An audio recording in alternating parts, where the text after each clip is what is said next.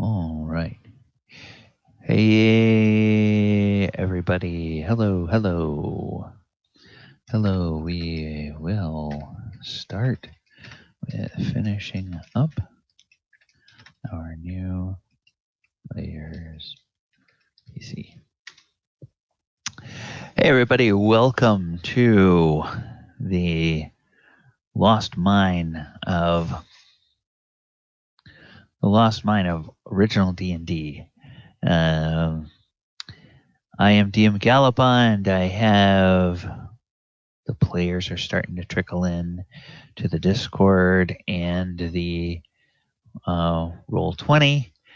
On right now, we have Travis and we have Jason.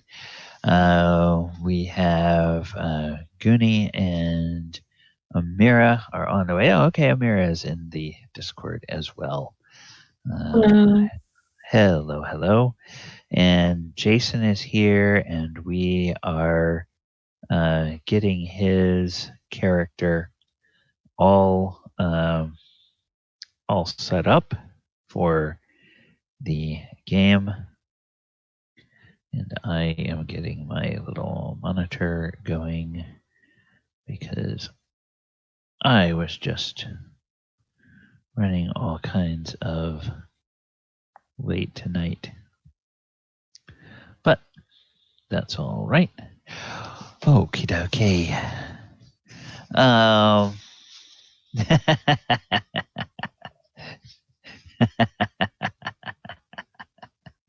Okay, Gooney. Yes. Lastly, Miss Sassy. Okay. Oh, wow. So the 3-cat household.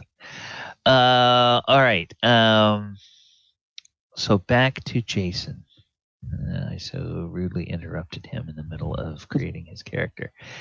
So we have scale mail for you, and that means on the combat tab, I need to select scale, and then I need to select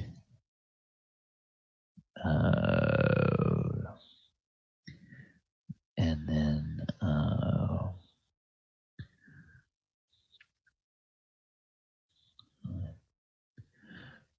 okay, whoops, no, -1, no,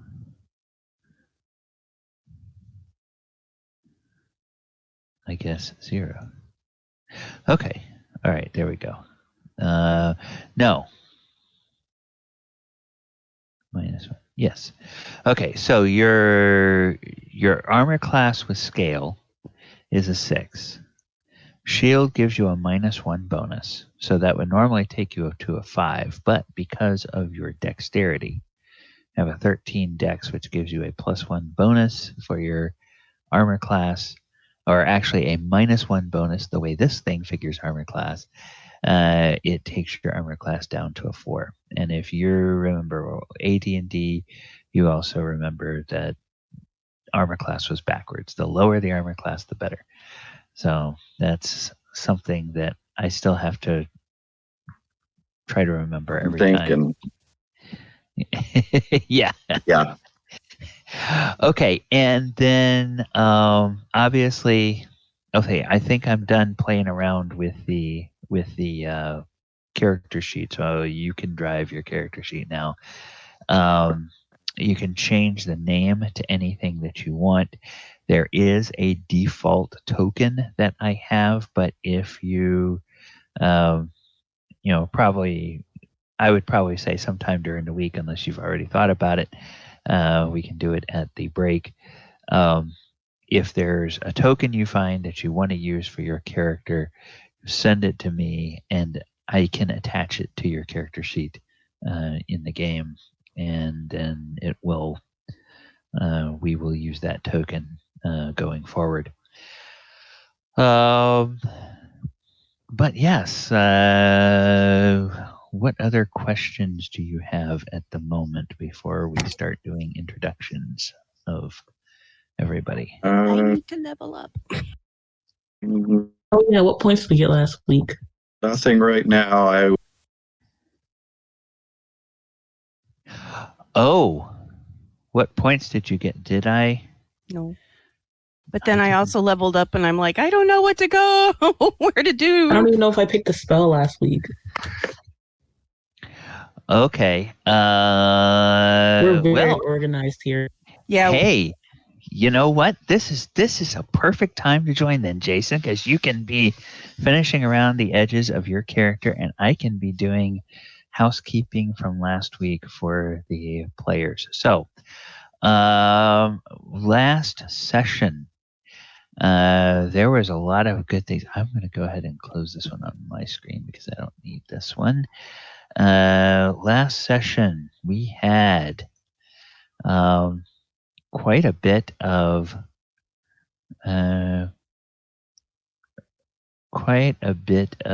things happened. You took care of that naughty innkeeper. Yes, I did. Grista, yes. Yeah, Grista. You painted her little red wagon for her. And a lot of other things. And sent her out of town. And that was largely a Mason-driven scene, although everybody had a little bit to do. So, XP from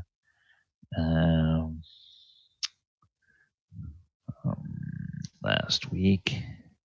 I think my tea making deserves at least 1,000 XP. It was good tea.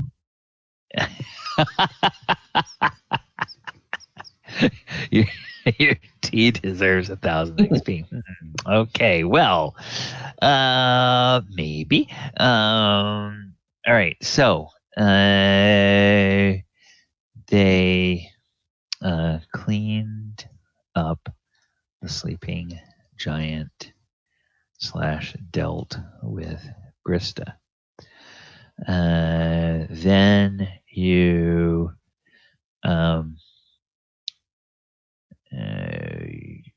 situated Clark and the goblins at Tresendar Manor with blessing of the town master. And then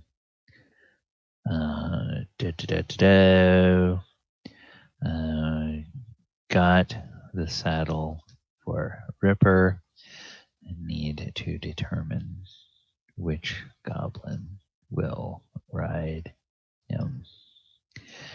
Then let's see. Explored out to Old Owl. Wait.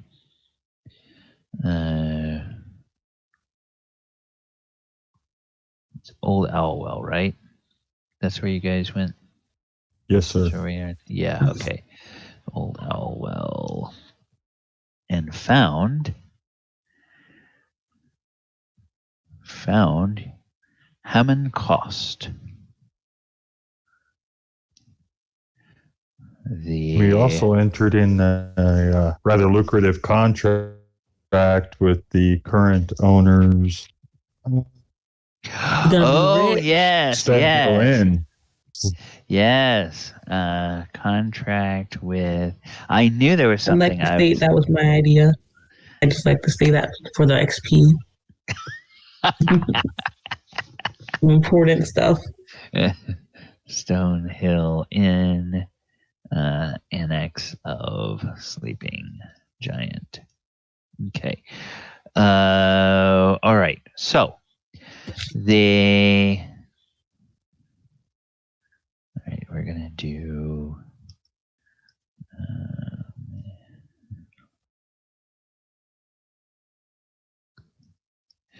Okay. There was not a whole lot of fighting that happened, so it was a lot of good RP last week. I think that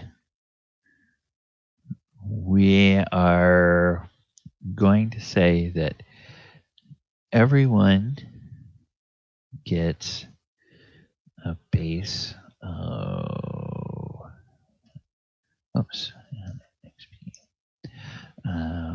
Mason plus plus XP for just Theolis.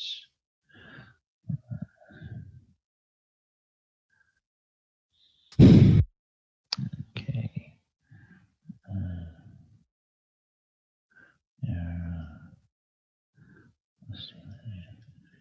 For various DNs.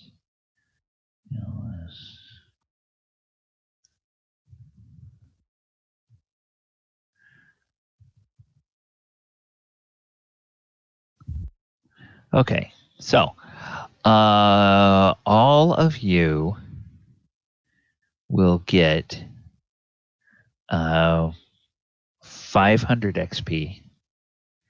That is 300 XP as a base, 200 XP for role play, and then on top of that, Mason will get an extra 100 XP for dealing with Grista. So you get 600 from last session. Everybody else gets 500 from last session. And then don't forget on that main tab of your character sheet. Yeah. I think everybody gets 10%. So you would add 10% to that. My big question is what do I need to do to go from level 1 to 2? Okay. Or where do I find that to be able to not have to bug you every time? Well, let's see if I actually put it somewhere that you can get to it. That's the next question. I did create. Okay. Except that's kind of old information and not really 100% accurate to what we're using. So the answer to your question is, for now, I will have to walk you through it. We can do it later. Well, no, we should do it now because I think there's a couple of it. Amira has to do, has to pick a spell. And I think I sent you those spells at the end of the last session, Amira. And I definitely did not lose them. Okay. It should be a PM in your Discord if I did it. If I did it right. Did I PM those for her? two? Yep. Okay. Yeah. So that they should be there. Then if you have questions about any of those, of course we can go over what those spells actually do. I'm gonna pull up our adventure, and then I'm going to pull up the rule book for the first edition, or not the first edition, the original D&D rule book, Rules Cyclopedia. Okay, make like 3 copies of that, and then go over to, because I always need to bounce around to different pages, so I like to have multiple tabs open with the same resource. Then let me go to tools and generators. I need to get my name generator, and then I need to get my die roller that I can do away from the players when I need to roll something special. All right, so we're at Old Owl Well. We're here. Yes. Okay, now classes. The character classes. All right, thief. So for the thief, the first thing to do is to go to the main tab and change your level from 1 to 2. Which I've done. Okay, and then your target XP for level 3 is 2400. Okay, 2400. Okay, your saving throws will not change at second level. So those are all good. You will get average hit points, which for you at this one you get 1d4, so you will get 3 plus your con bonus in Okay, hit so points. con is a 1 and So- 3, so that'll be 4 total. Yep, 4 new And hit then- points. Hang on, I'm just trying to find where to put hit points. Should be on combat, on the combat tab. Yes. Yeah. There we go. Okay. Woo! I got up to 13. Sorry. Strong will never die. Don't jinx me, man. Don't jinx me. All right. What's next? Anything? Okay. Now are you level 2 or are you level 3? Me? Yeah. 2. Because remember, I came in later than these people. Right. Okay, so I'm not sure how you would have 13 hit points because. Okay, well, I had 9 originally. That's what you data entered, and then I data entered 9. Okay, then that was a mistake on my part. That should be 5 for first level and 4 more for second level, so that should be 9 at second level. Oh man! Yeah. Unless it automatically changed it when I leveled up to 2. I don't think it's that sophisticated. I don't think it's that sophisticated. I think you do have to manually put that in. Okay. Because I haven't ever noticed it doing anything. But then there is a tab on your character sheet called Class. And you have all of your thief abilities. And all of those change, or most of those change. Okay, so start at the top. So open locks goes to 20. Find traps goes to 15. Remove traps is also 15. Climb walls is 88. Move silently is 25. Hide in shadows is 15. Pickpockets is 25. And hear noise is 35. Okay, done. All right. Okay. And I think that's pretty much. Yeah, it's just second level. It's not like I'm going to be. Yeah, I think that's it for right now. Okay, thank you. Yeah, you're welcome. You're welcome. Okay, there is, for your reading pleasure, the experience point totals are not right, but I think most of the rest of the stuff is.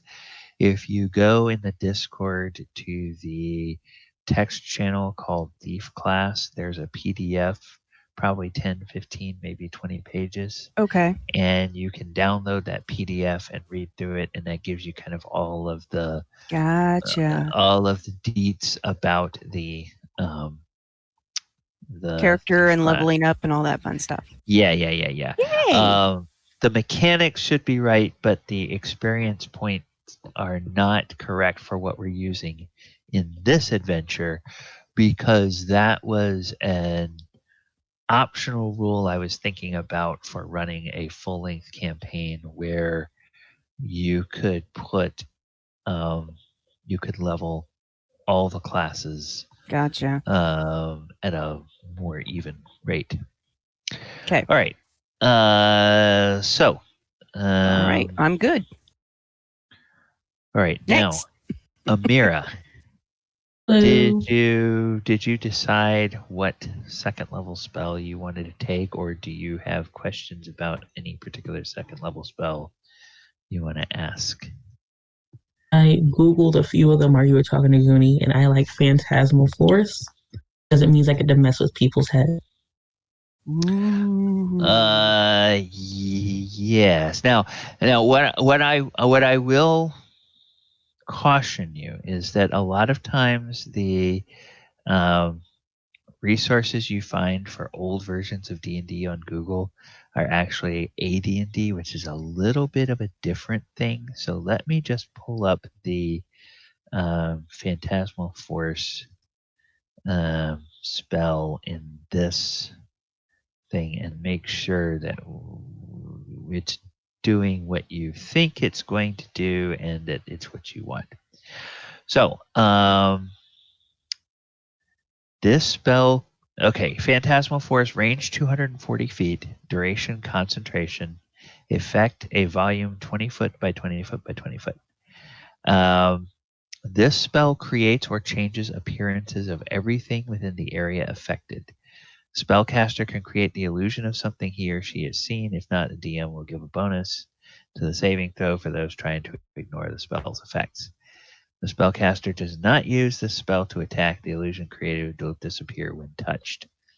The spellcaster uses a spell to create the illusion of a monster. It will appear in every way to be the monster in question.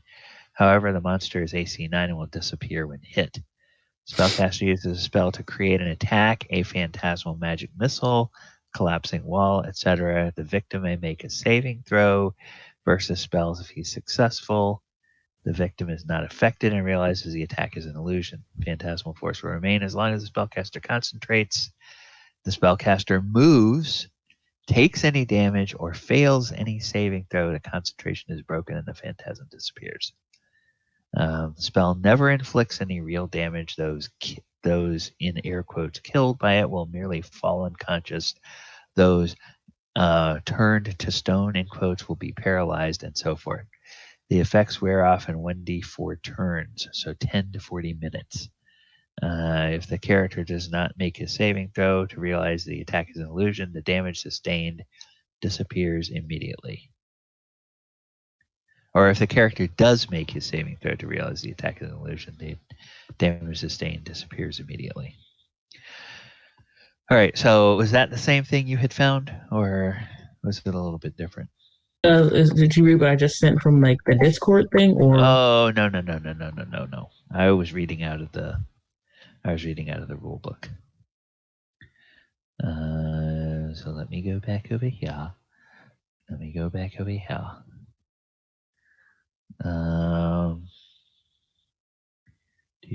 Do. Yes.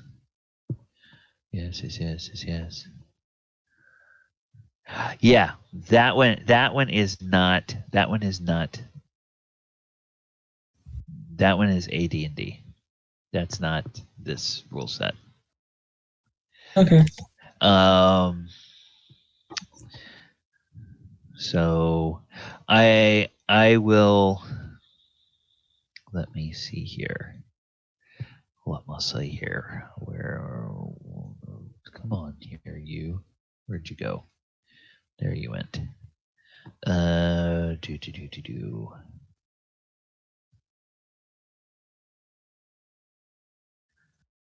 Okay, I'm going to do this.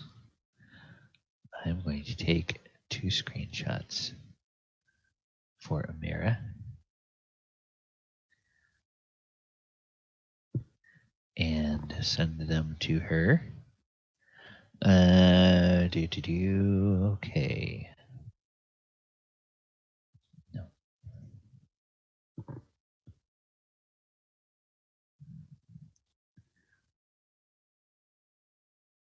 Force part 1. Okay. Then I'm going to go back to this and send this one. Believe it or not, this is actually, they actually sell this on the DM's Guild. You would think they could actually make a better quality PDF if they were going to sell it. Well, disappointed it Wizards of the Coast for this, but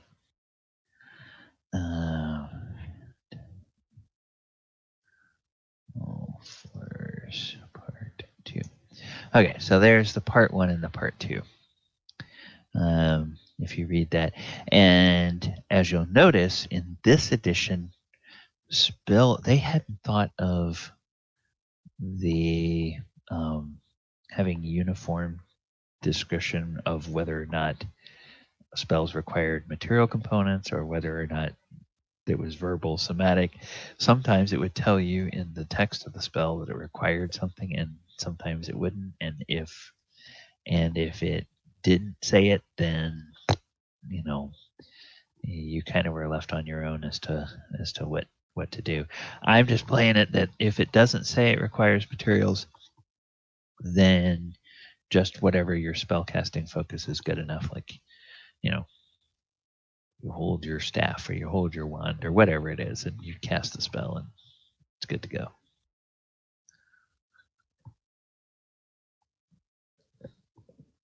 All right. Travis, can we do anything for you this evening? Yes. Where I leveled up, I went ahead and went from level 2 to 3 on the character sheet. My new experience goal goes from 4,000 to 8,000. The question is, the hit points I add, it's 1d8 per level, so that's 3d8 plus my constitution bonus of 2. That total is the hit points I add to my current hit points? No. What you already should have two. You should already have 2d8 worth of hit points, plus Correct. 4 additional hit points because you're getting 2 extra hit points at every level from Constitution. So now at third level, we're doing averages. So let's make sure that your current hit point total is what it should be. It should be, I think, 17. Is that right? Is your current hit point before you add any 16. 16. Okay. My current is 16. So you should have 10 from first level, because that's 8 plus your 2 con. Then on a D8, you should be getting 5 as the average plus 2. So you should have 7. So that should be 17 at second level. And then at third level, you'll just get 7 more. So you should have 24 hit points now at third level.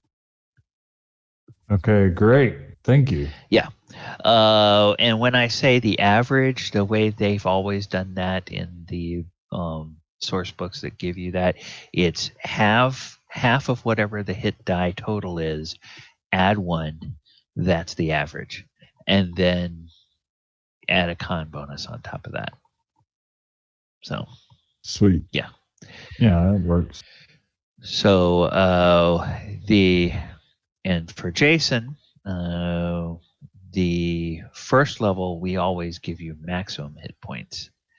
And I also brought in this edition, while it was not a concept that they had back then, I like it from 5e so much, I'm adding it as a table rule, that I am giving you inspiration when you start.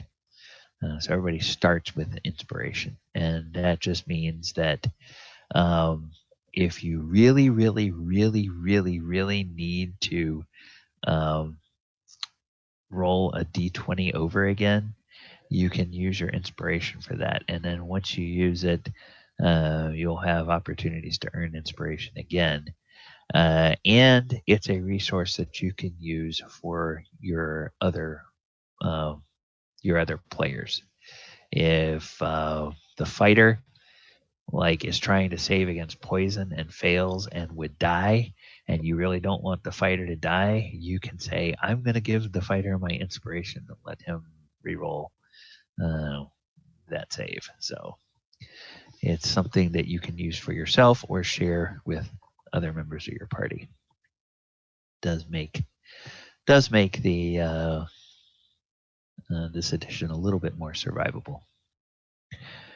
Okay, so and finally back to Jason. Do we have? Did you have any other questions, or are you ready to go? I think I'm good at this point. I took care of skills and the coin, and I think that was all we talked about. Okay, all right. And what did you name your cleric? Conrad. I'm sorry, you broke up a little bit. Sorry about that. Conrad. Oh, Conrad. Okay, so Conrad. All right.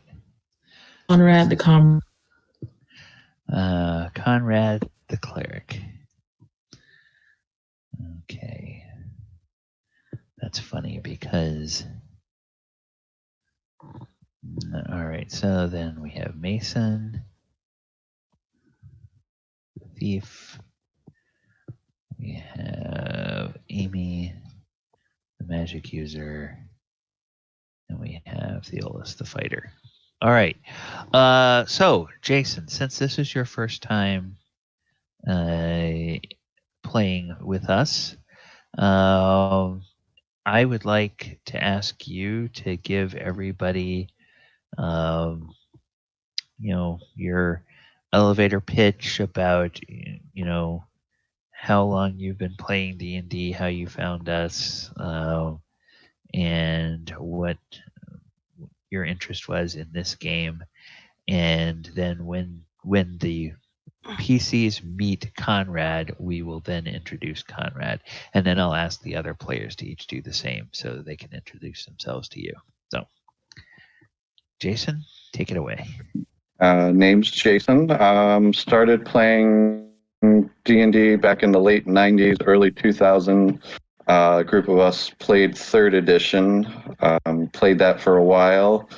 I don't remember how many years we played, but then got busy with life and kind of got away from playing games at that point.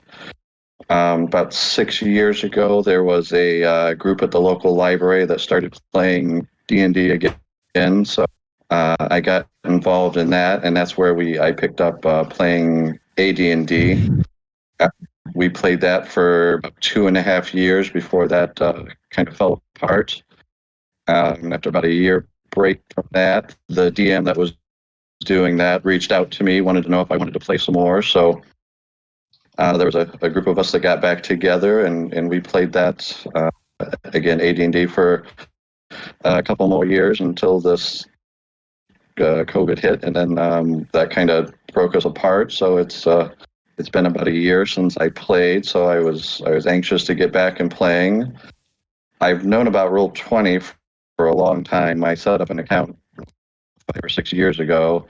At that time, we had satellite internet, and that wasn't going to be very good for something like this. But eventually, we got some reliable internet out here, and so I started looking again and found your group, and I enjoyed playing the AD&D, and I thought it'd be interesting to see what the original was like, to kind of see where it all started. So it got me interested in what you guys were doing, so here I am. Yay! Yay! Yes. So far, so good. Good. Okay, and then going across the left to right on my DM screen on Roll20, I'm going to start with Amira. Amira, tell Jason a little bit about yourself in terms of your experience playing D&D, and then when the PCs meet, he can find out about Amy. My one goal when I heard about D&D was just take over the world. Don't ask why. What was it? To take over the world. Oh, gotcha. The reason, I do not know why.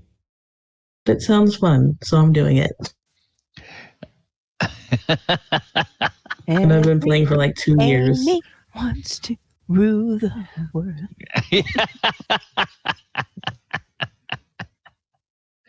Yes. All right. So, and was this your first foray into the old rule set, or had you played that old rule set before? I played 5e and Pathfinder. I've never played this one. Okay. Interesting.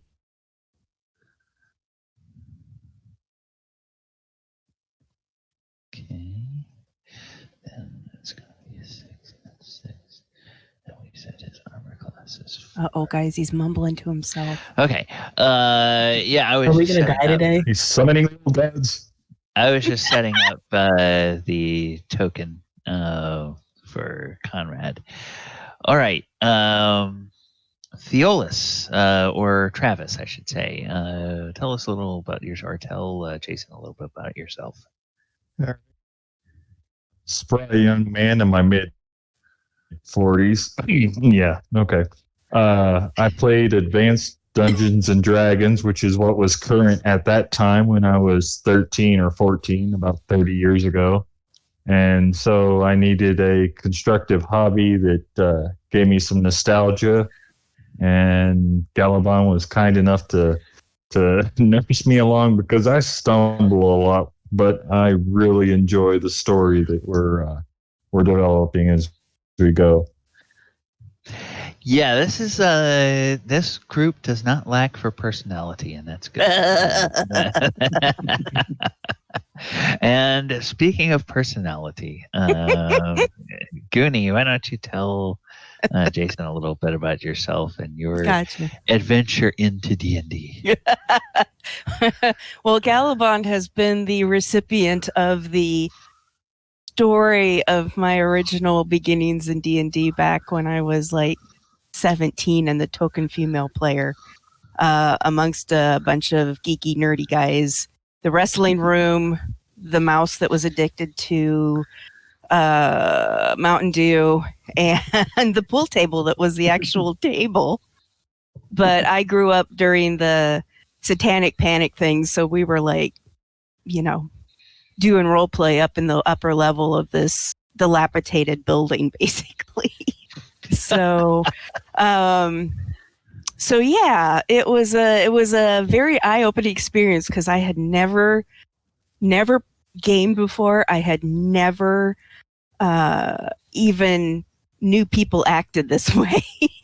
So it was a big eye-opener, but ever since then, college came along and didn't do a lot during college. Then I did some stuff after I moved to the Midwest. Well, I was actually in the Midwest. I just moved further west and took up, with a couple of gaming groups and that kind of stuff over time. And then those kind of petered out because we have,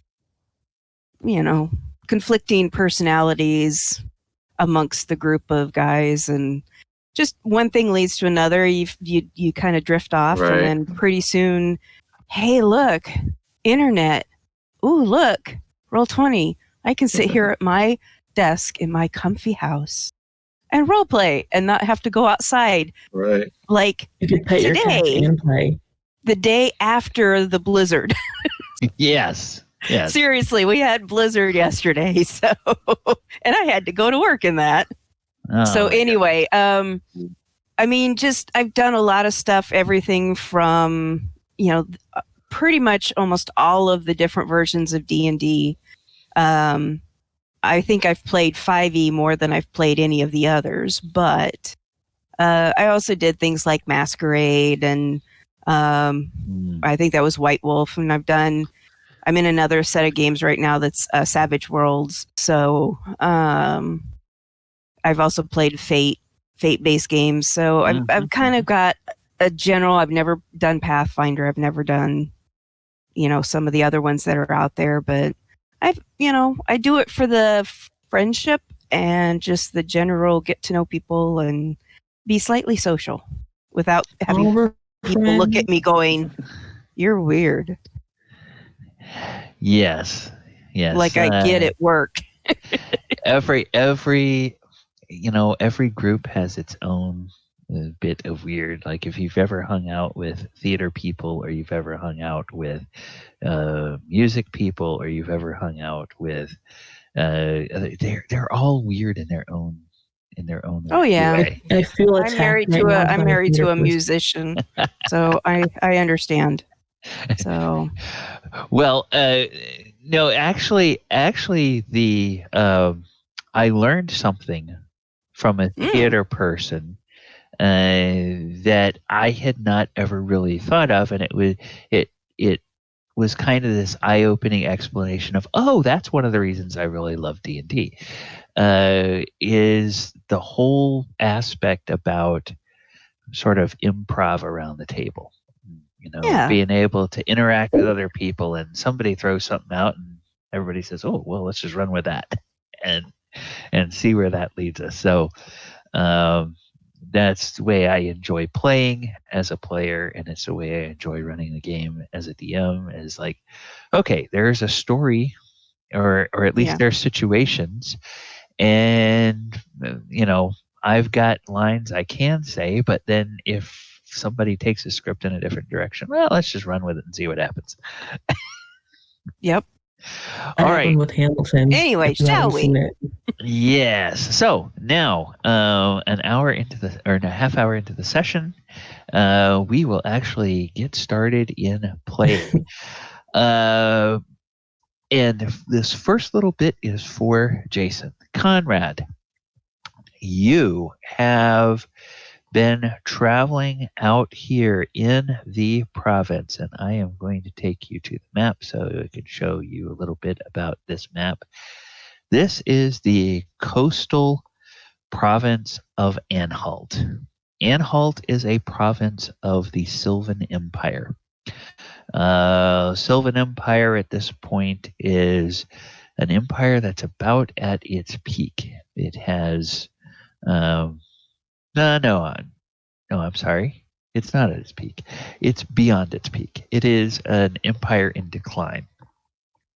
Anhalt is on the eastern edge of a large landmass, and the major city in this part of the province is a city called Corel.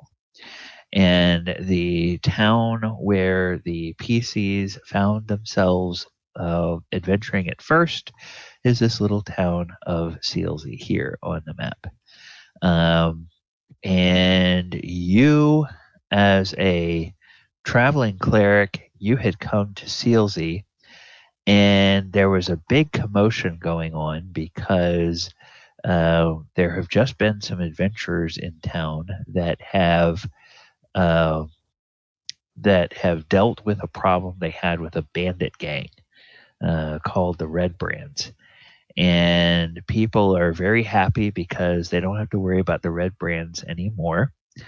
But you have heard that from the cleric who runs the shrine, you have heard that the PCs have gone off to deal with reports of the undead near the Old Owl Well. And the problem is they don't have a cleric with them. And as an itinerant adventuring cleric, boy, it would be nice if they had somebody that could deal with those undead. So they gave you some directions, sent you on your way, and you are now approaching this Old Owl Well. I will give you a description as you come up so that you know what you're looking at. As you crest a low ridge, you spy the crumbling ruins of an old watchtower standing amid the rugged hills. The place is so old. Okay, no. Everybody's too young to remember that. There was this TV show where they said something was so old, and everybody yells, "How old How was old it?" was it? So the place is so old that the walls are only mounds of rubble enclosing a courtyard of sorts, adjacent to the broken stump of an old tower. A colorful tent has been set up in the middle of the courtyard.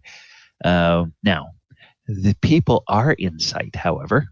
You see a couple of men-at-arms. You see somebody that looks like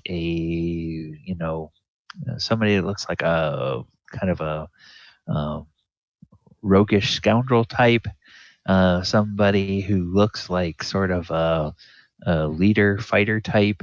And then several other fighters standing sort of at the corners and at the entrance of this inn.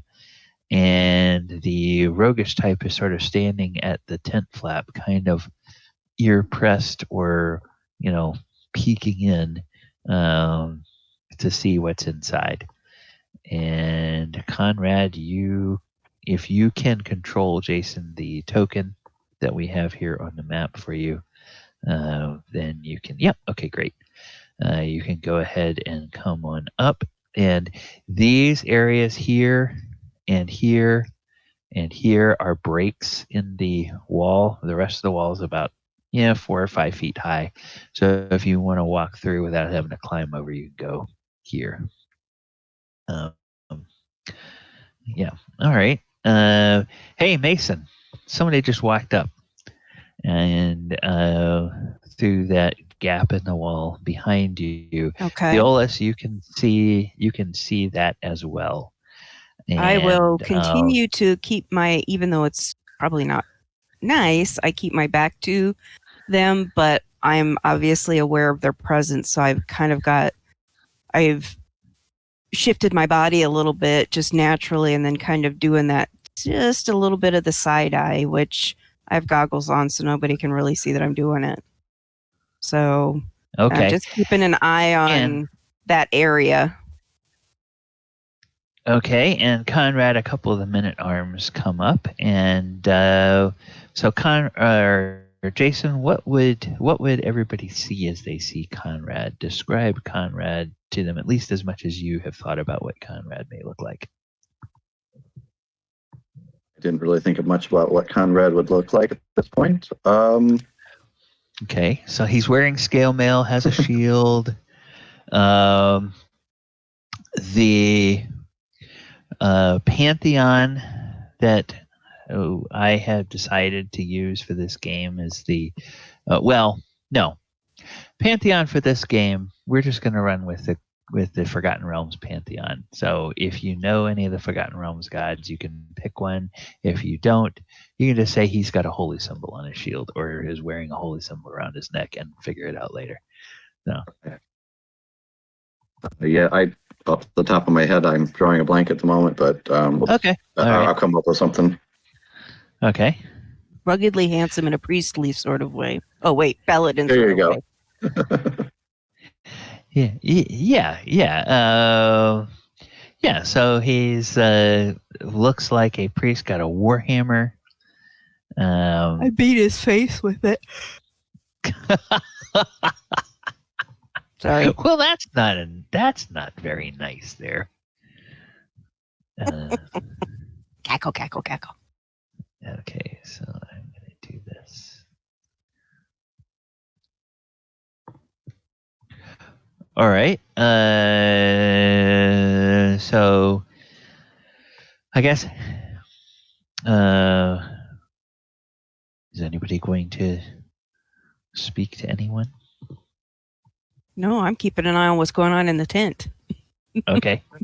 Gallibond and Parker, they're going to do traditional security detail. They're going to obviously observe Conrad, and by his demeanor, realize that as a cleric, he does not seem to take an aggressive stance, but they do keep their hands on their swords in motion for him to be quiet.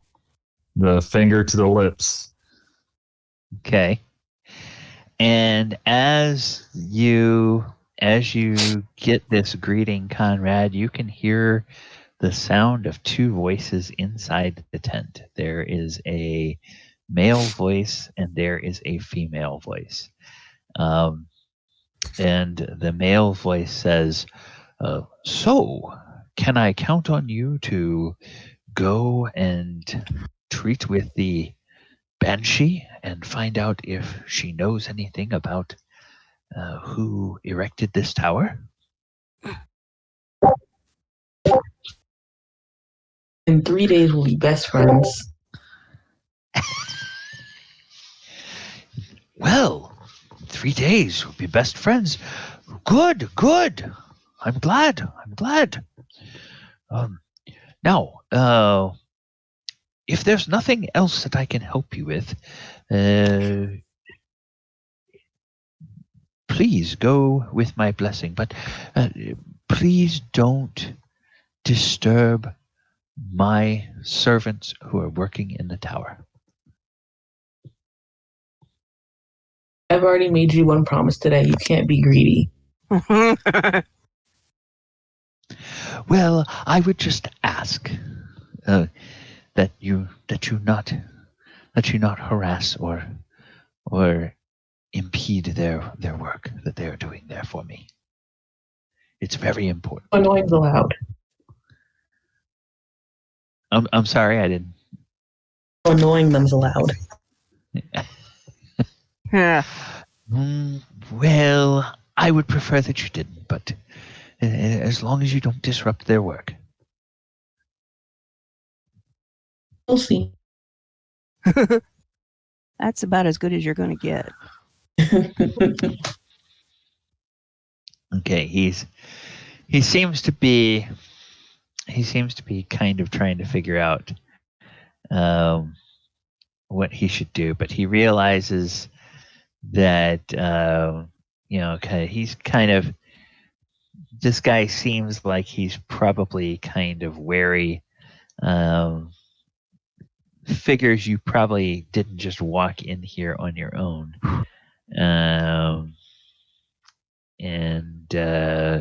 So then he says, how many are with you, my lady? It says it's for me.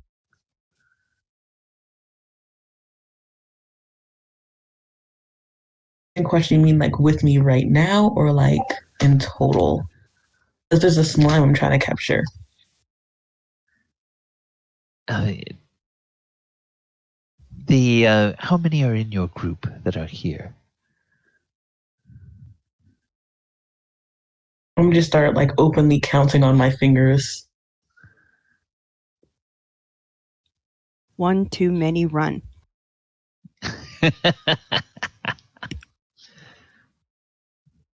Okay, so as you continue counting, he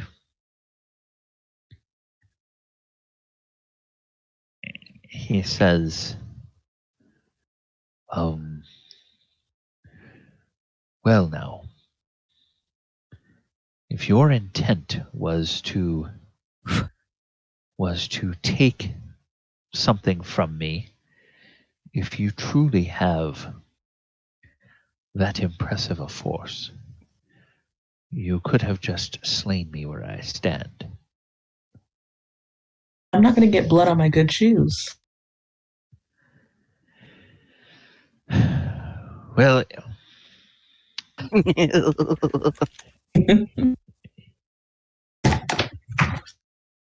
You want me to do what? I don't think so. let me tell you this, my lady. If you leave me to my work, then I can guarantee you will find no more loyal a friend than Hammond Cost and his laborers. But if you oppose me, then I cannot be responsible for your safety. You've gone full circle, huh? Went from threatening me to befriending me to threaten me again. Well, I'm sorry, my lady, but I'm just having a hard time getting a good read on you. If you can find this information from Agatha, the Banshee, go do that, come back. We can continue to build and forge a friendship between us, between your group and myself and my workers. But if I can't be sure that you're not going to just walk out of here and try to disrupt or interrupt or harass my workers. Then I don't know if I can count on us being good colleagues in the future. You must understand that.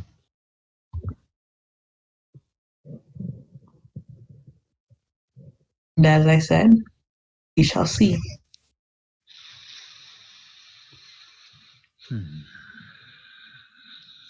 Speaking of, Mason, you're not just two goblins stacked on top of each other, right? I don't know if I should count you as one or two. Because I'm still trying to count how many people are outside. You can count me as 2. Okay, Mason's two goblins stacked on top of each other. That's like what? 1, 2, 3, 4, 5, Many. 6, 7. There's 7. Well, then I hope that they will prove as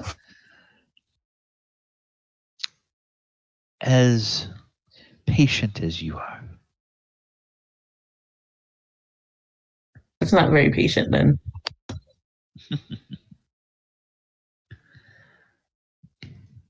Oh, what level is Amy now? 3. 3. Okay, so 6. I've got to take a quick peek. I think I did something wrong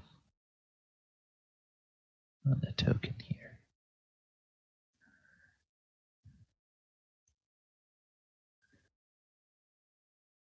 Three.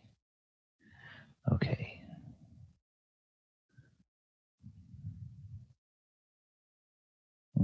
Dun, dun, dun, dun, dun. 6. Oh, yeah, okay. I calculated something incorrectly. There's nothing scarier than a DM. Okay. All right. I just was looking at your hit points and it didn't look right, and it's because I calculated incorrectly. All right, there we go. Should be 14. All right, so no. You have 2 bonus on your con, so 3 and 2 is 5.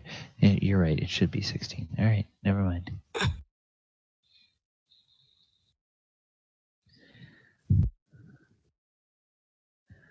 I'll figure it out eventually. Okay. Whoops. There we go. All right, never mind. So he is going to simply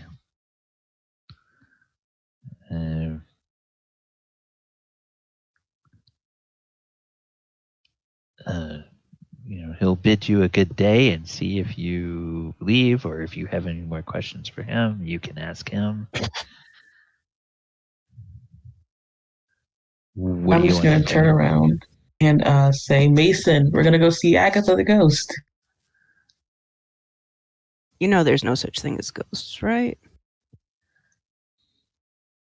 Okay. Well, then what happens once I become a fabulous ghost who rules over Ghost Castle? I'll just say that everybody's on hallucinogenics, and unfortunately, that's the way that the madness goes.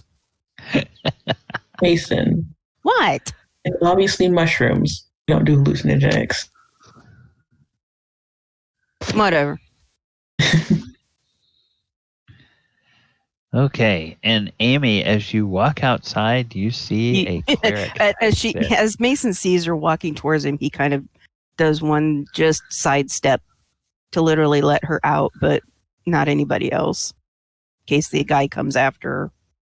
Okay. And you see Conrad there.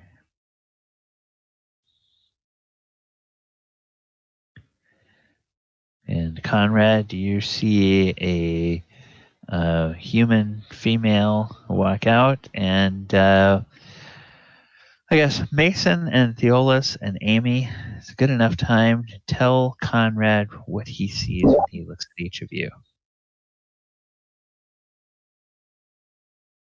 I will start then, I guess. You will Okay. see somebody that is basically in kind of dark gray pants, darker off-shade gray-colored tunic that's belted, and then not quite a cape. It looks more like a coat that is a different shade of gray.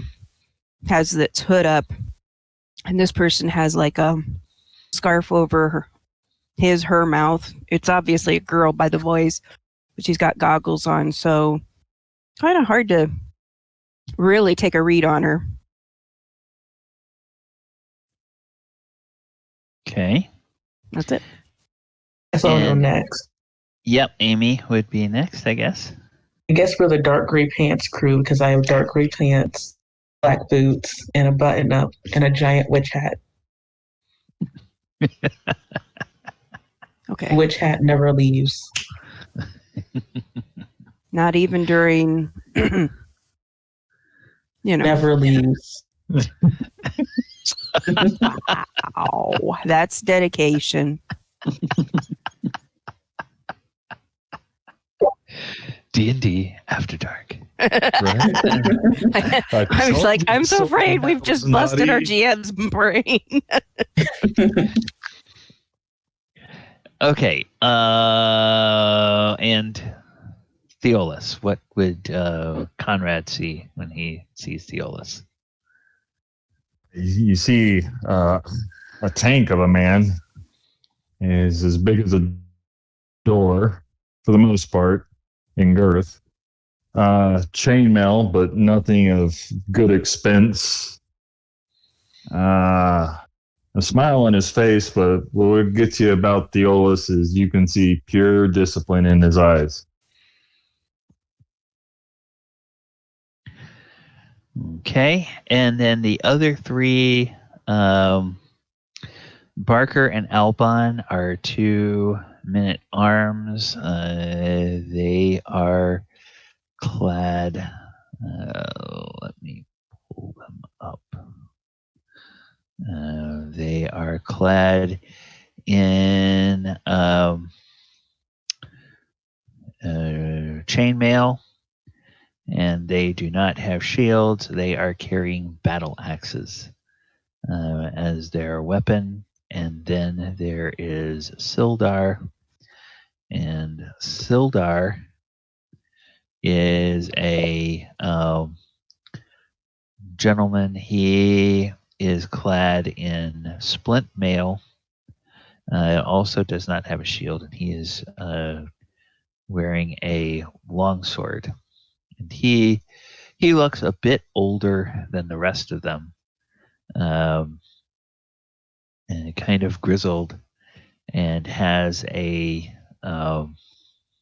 visage of a longtime campaigner. And this appears to be the place that you were sent. Whoever owned the male voice that you heard inside the tent has not come out. So you guys are now here. What do y'all want to do? Like I said, you're in this courtyard, and there's the shell of an old tower over that way. And then there's the road. I'll say greetings. My name is Conrad, the cleric in the city of, and I didn't write it down when you showed it to me. I apologize. Oh, Corel. Thought I might be able to be some assistance to you guys.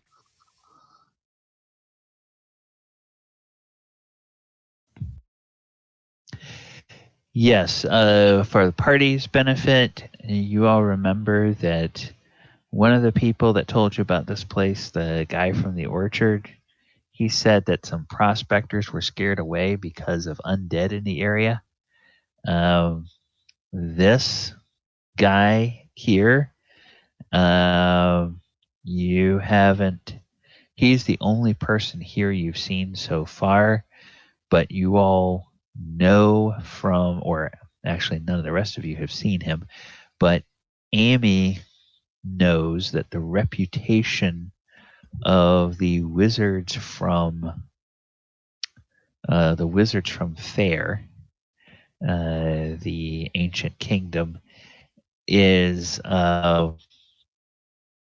or are reputed to be necromancers that deal with reanimating the corpses or the skeletal remains of the dead to use as servants. He has mentioned that he has some laborers, but you all haven't seen those yet. He's told you that they're in the We'll remains bother of the them tower later. over there. Okay. So Amy comes out bearing a scroll. And that is the spell scroll she got last week. Which is... Definitely remember what that was. It's a protection from lycanthropes. Oh, yeah. So I'm going to... We learned that there's wolf eels and wolf seals. Yes. Were seals and whale sharks. Seals. They're seals and they're sharks. the old Mel Such Brooks bad jokes. joke. Yes. All right. So that is the scroll that you guys got. Protect all those within the circle, 10-foot radius of caster for an hour, 6 turns against a variable number of lycanthropes. So, yes, in this edition of D&D, literally, it sounds like almost anything could be a lycanthrope. They just said, you know what would be really cool if we had a weird giraffe. And they're like, no, that's too far, Billy. All right.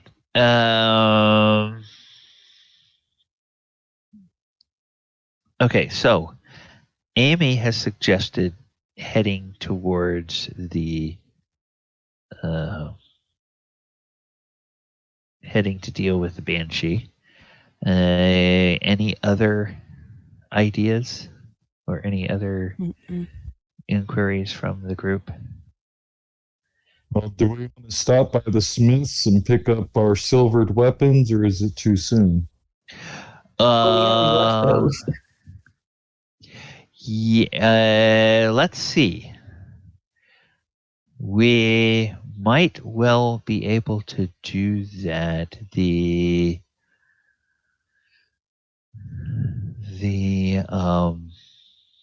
Where's my map? There's my map.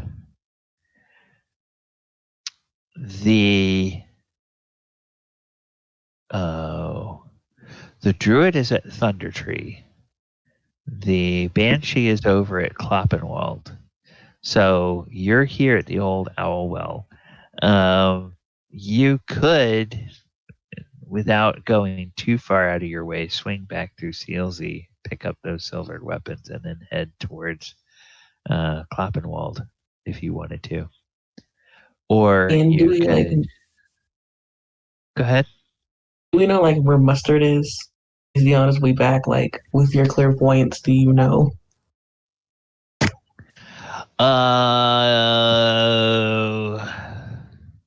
Is clairvoyance one of your spells?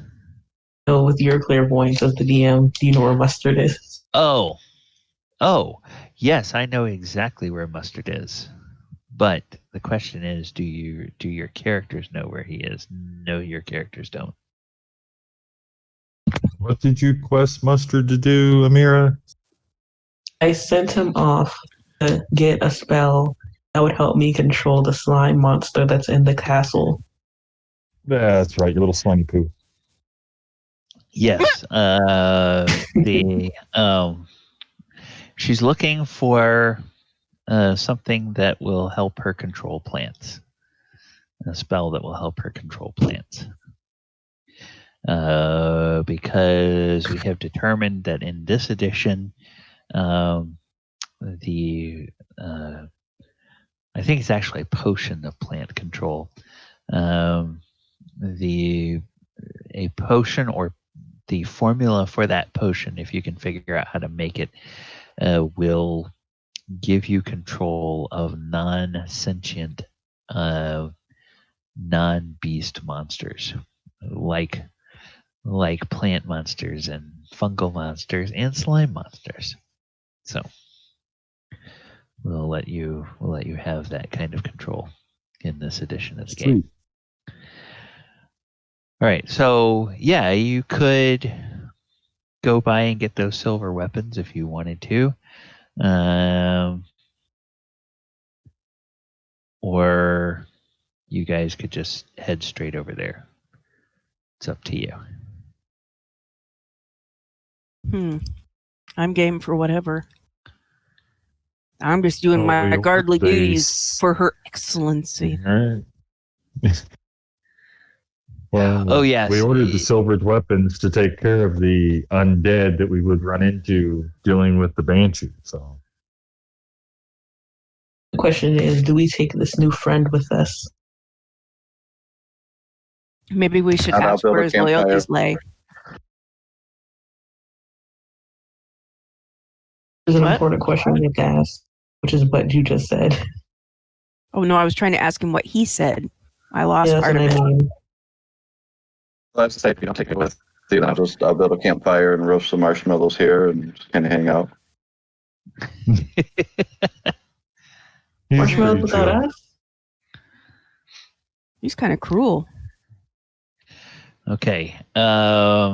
If the smoke from a campfire starts rising into the air, and especially if the scent of roasting marshmallows rises into the air, suddenly you guys will hear, oh, wait a minute. Hang on a second. Crap. I think I have something here. I don't like the mumbling, you're scaring me. Wait a minute. I got something here. You're like, no! We don't need it unless it's good. Okay. Conrad, where are you going to build your bonfire?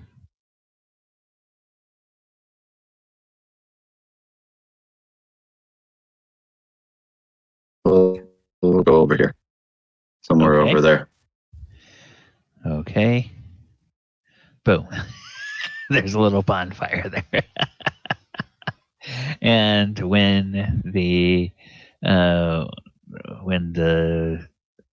smell of marshmallows toasting on the bonfire comes up, there's a rustling and a bustling from inside the tent, and pretty soon, now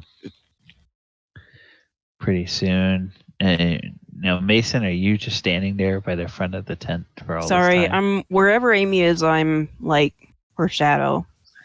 Okay, all right. So I have a very important job, Okay, so Amy is just hanging out there by the tent. Then everybody else has moved off other places.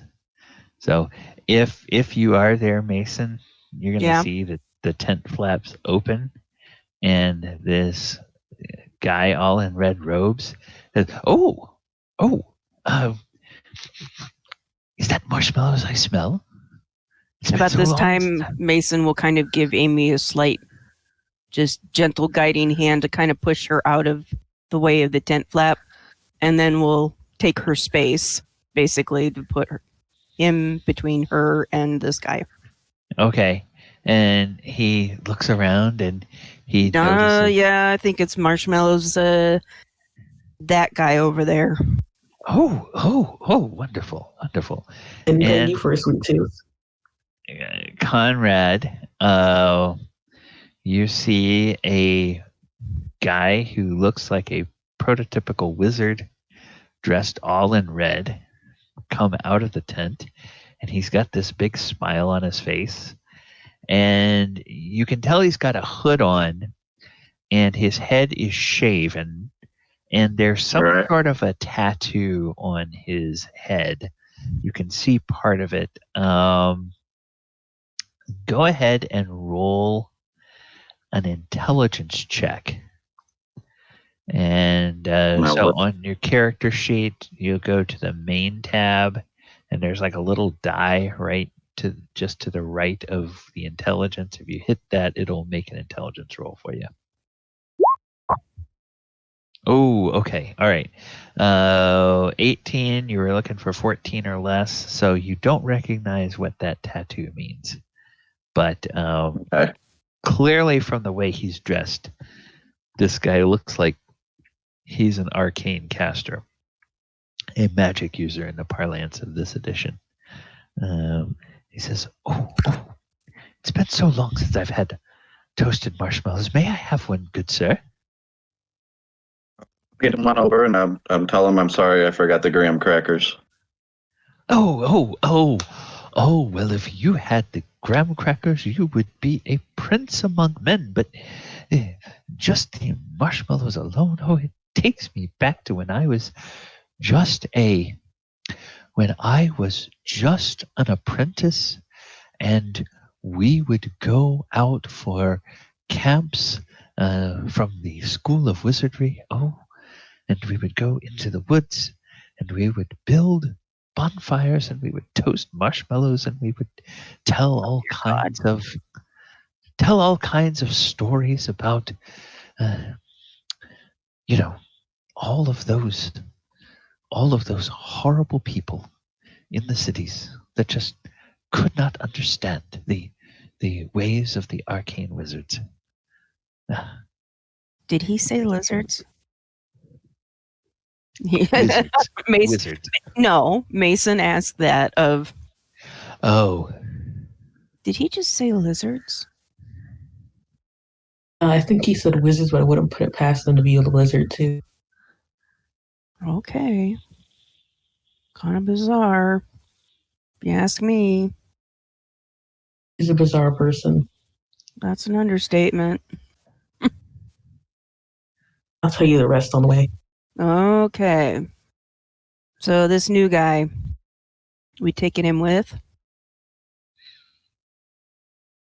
It depends on two important questions. Uh-oh. What are those I'm two just gonna shout. questions?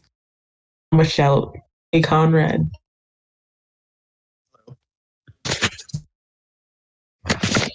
Hey, Conrad! Yeah. Will you almost kill me while trying to heal me? Hope not. It's happened before.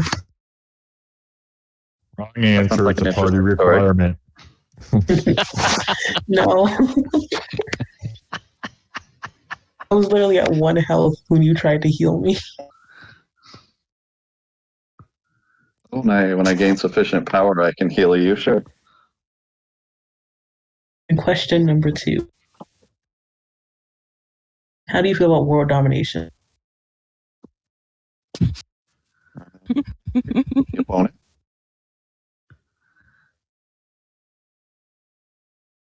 I have a little issue with that. Issue being, I don't know if I want to take part in world domination.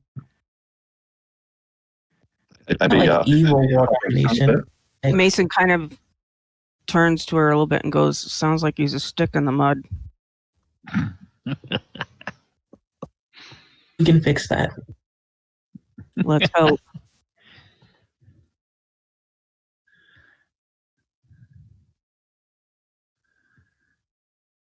I guess new question. How do you like tea?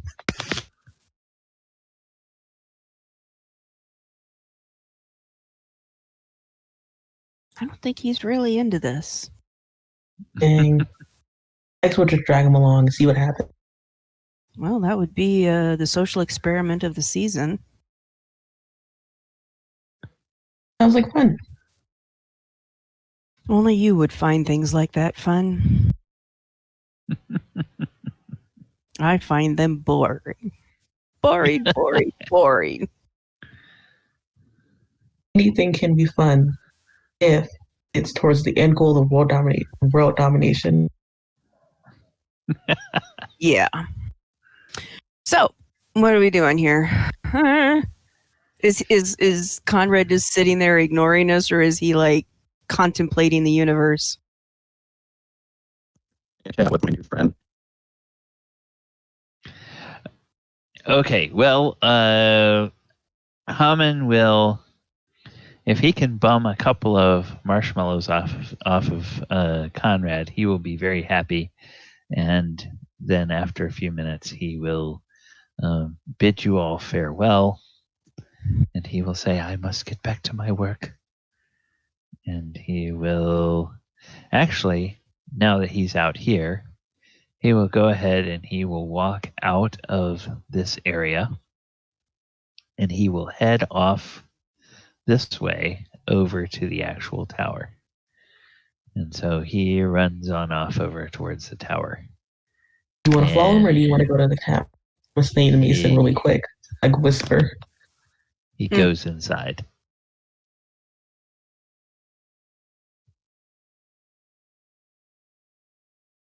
Oh, the sketchy wizard, or go back to town. Do we really want to go back to town right now? Can't we just go on an adventure?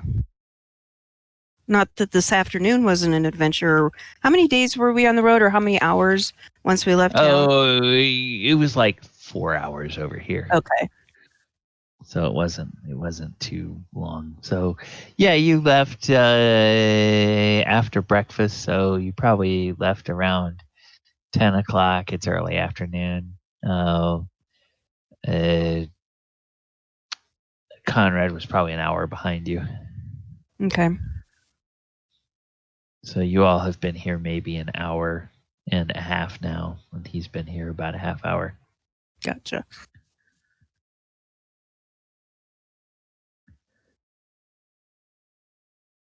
And then after a few minutes, Conrad, if you're not going to add more fuel to the fire, it will eventually go out. And then just leave. He doesn't even know how to make roasted marshmallows very well.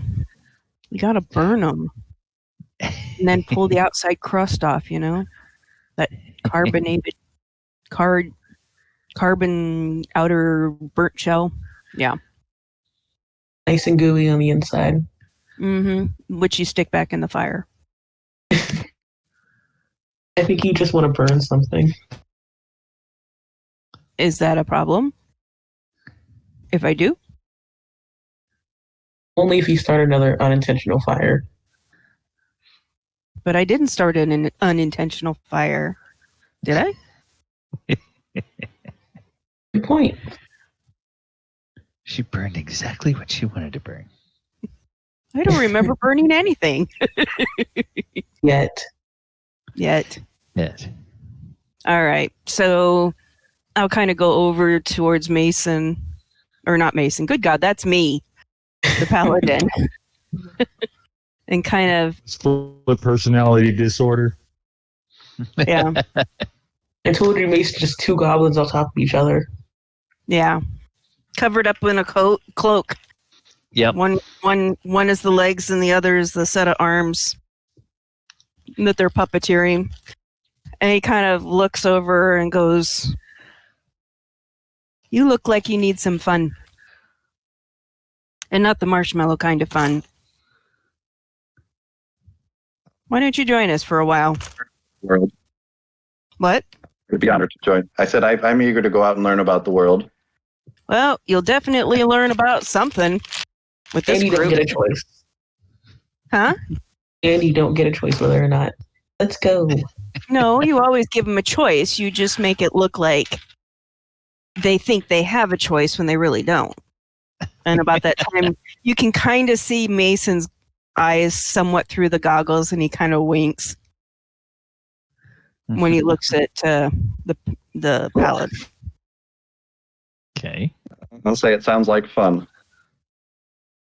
Yes, yes. And he's kind of like nodding. Yes, it's fun. Come this way. All right. So then the question that the DM has for you, and again, I think this is the map that I didn't do to scale very well. The question that DM has for you is, let me go back. Oh, I guess it is. I did do that. So, are we heading back to town first, or are we going straight overland towards I'll the ruins of Koppenwald? kind of look Based on at it. Do you need supplies? I'm as prepared as I can be. okay, Need some graham crackers. I do need that. A few more marshmallows, but I can survive without those. I refuse to.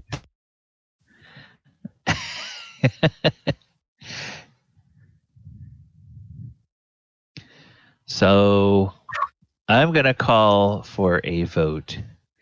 Players who wants to drop by and pick up the silvered weapons, and who all wants to go back to town on the way to the ruins?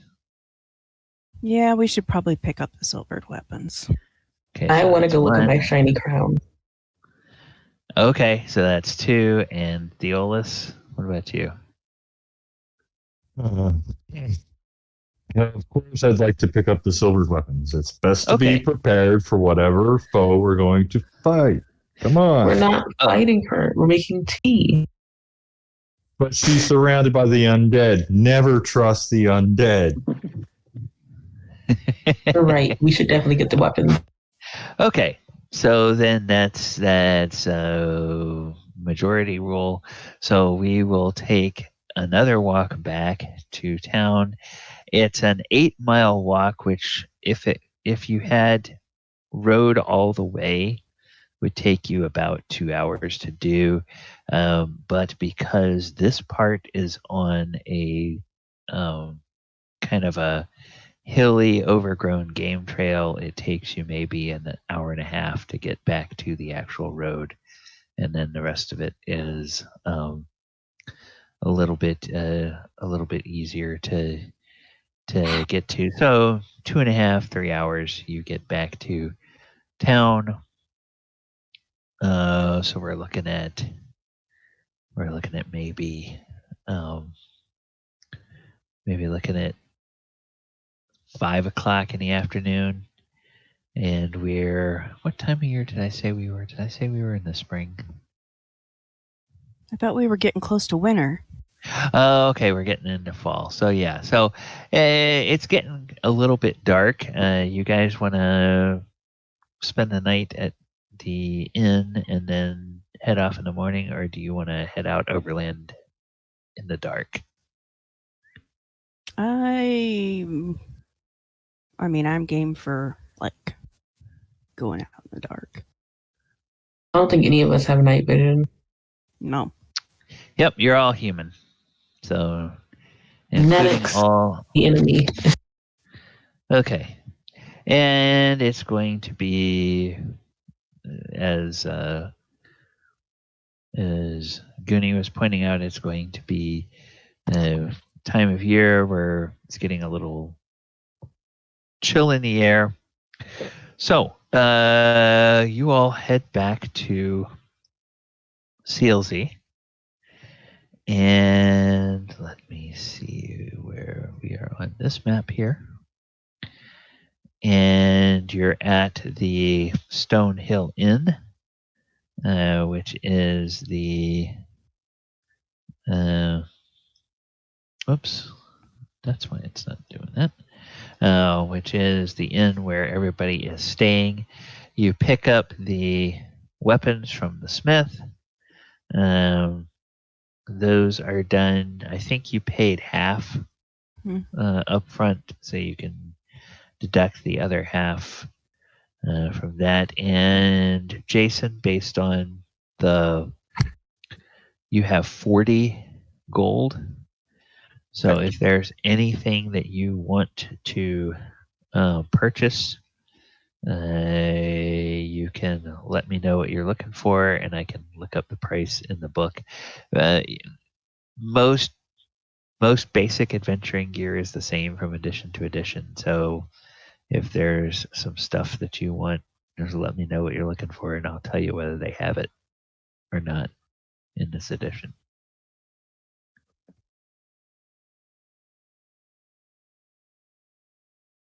I think you had everything covered I can think of from looking at the character sheet.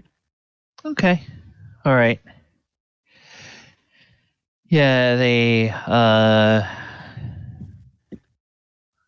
let's see, did I Yeah, they don't. I don't even think that in this edition, I don't think that they even had holy water in this edition as a thing that you could buy. So, all right. Oh, they did have that. So Somewhere actually, you around, I could can't get, find it. yeah,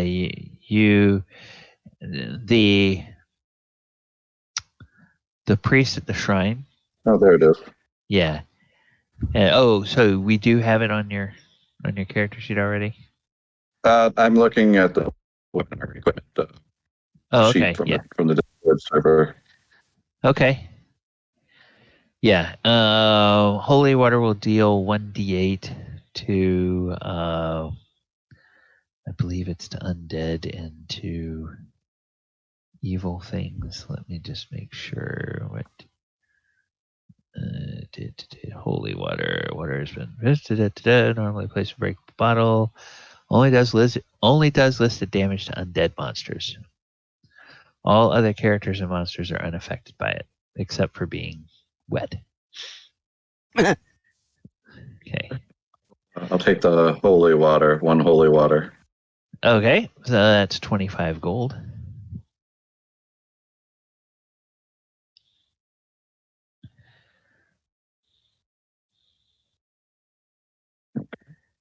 And then you get to meet Master Stonehill and his wife, who's an excellent cook. There's rooms at the inn. Sildar has a room where he has been renting a room for himself that has 2 beds in it, one on each wall.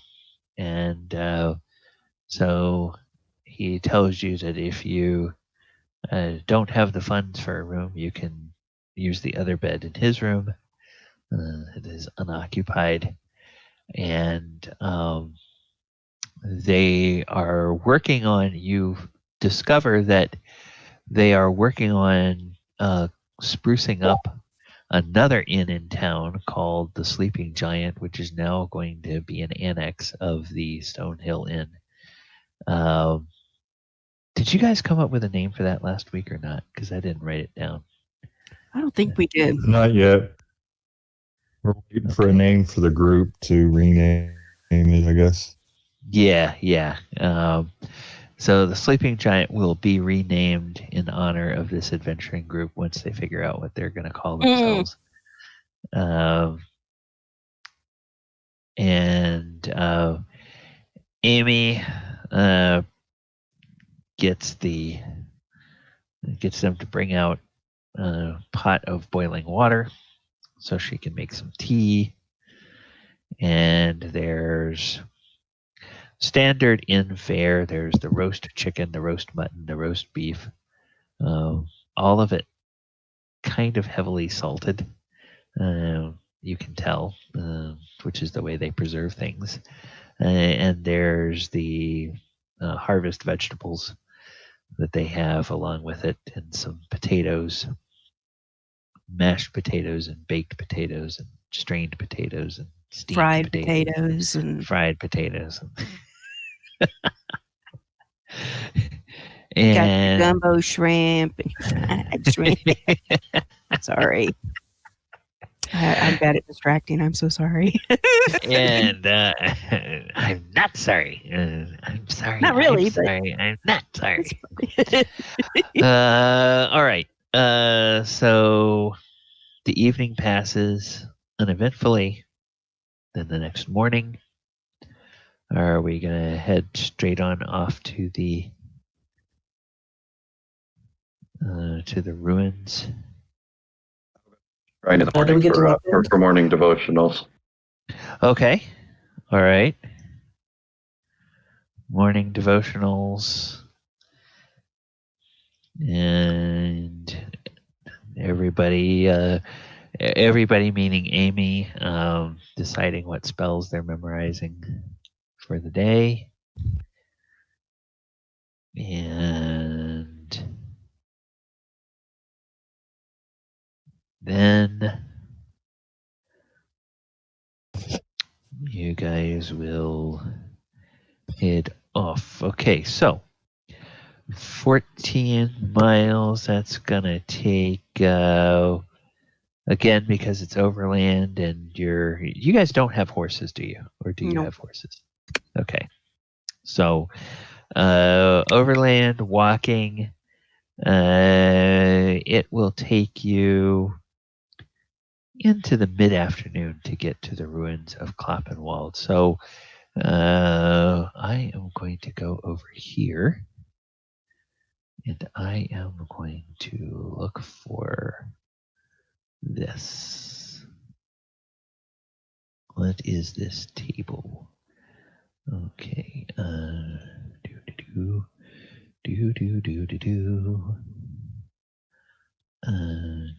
There's a. Okay. Great.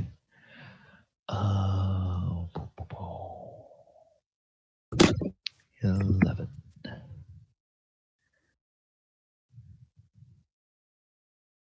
Okay.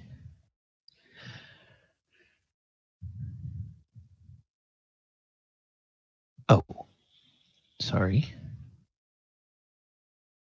Okay, never mind then. All right. You go through, you get to lunch, and you have your lunch, and then you walk another hour or two, and you finally reach the ruins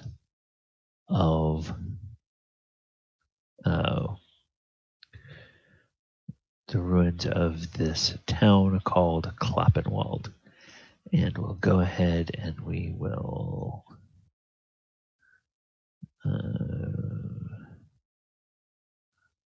put this up here. Okay. Going to say and whoops. Down.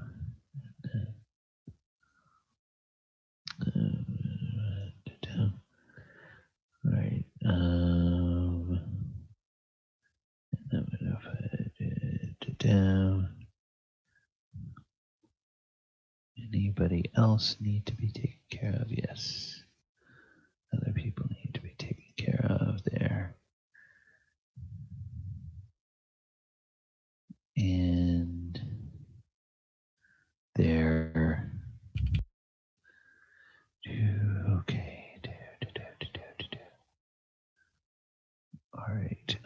All right. And good. Good. All right. You all get to the ruins.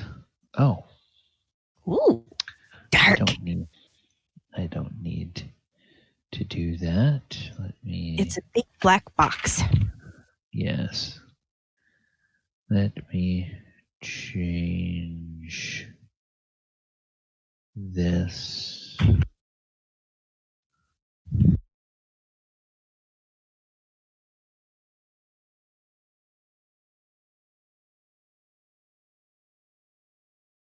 Okay.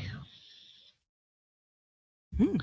You guys are You guys reach the edge of this town, and you come at this town, and here's what you see.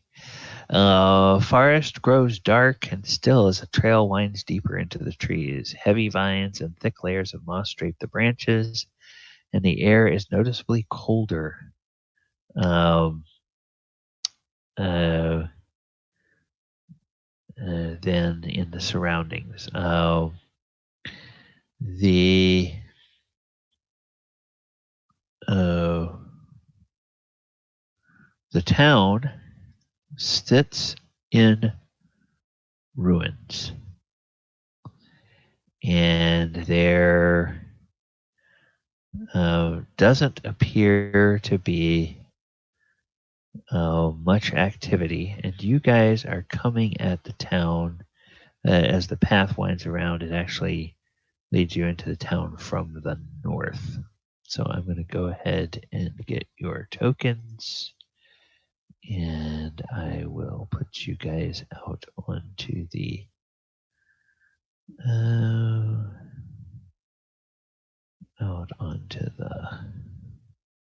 and there's Barker.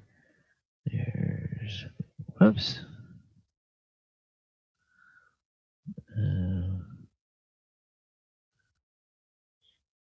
This is Barker. Barker. Okay, that is 10.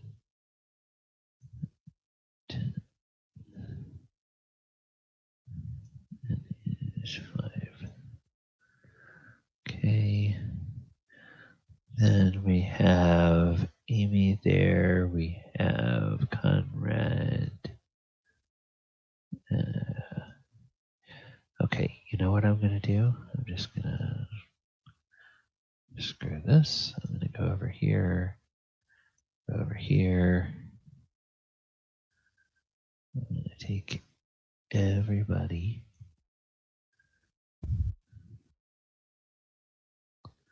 Put you all in a little group.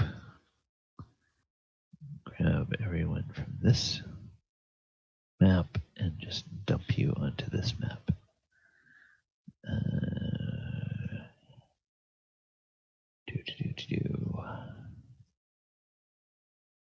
There we go. Okay, except now it's making you giants. Okay.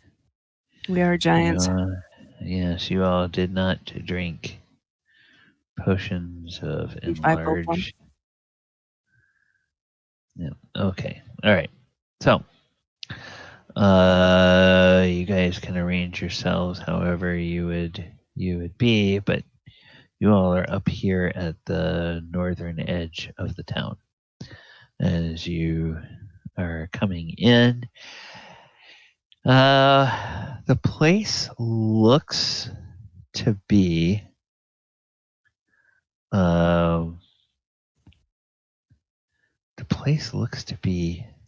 deserted. Da-da-da. And there's buildings in various states of decay that are around. What would you like to do?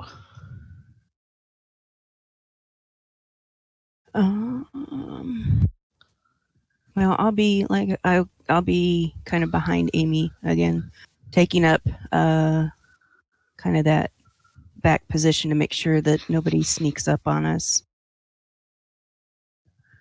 The other thing I can do also, unless she tells me otherwise, is I can scout ahead. Sneaky like. Very sneaky. Sneak. I'll look over it and ask, well, okay. Do you know something of banshees? That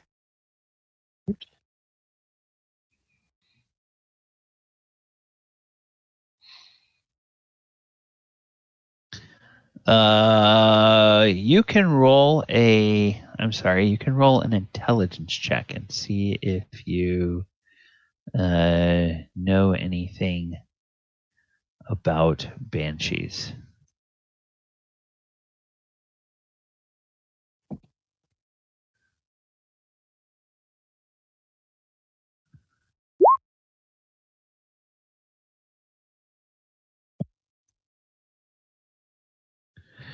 No. You haven't heard anything specific more than what you may have picked up from a bard's tale somewhere, that banshees are they're dangerous to travelers. They will cause people to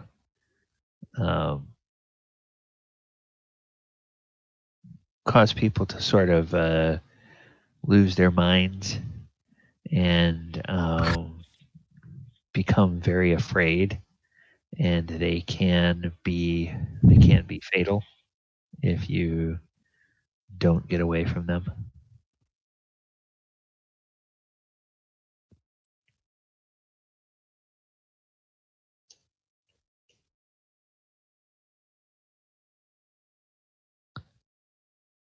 Okay, thank you. Well, Lady Amira, it's your tea party, so lead the way. Onward.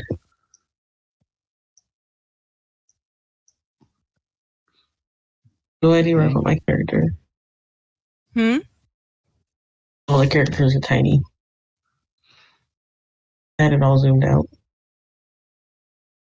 Okay.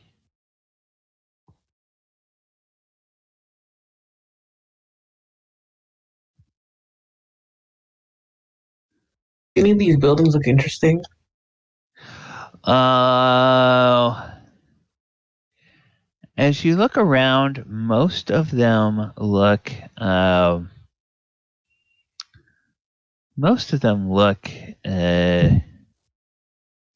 kind of deserted and in a bad state of decay. But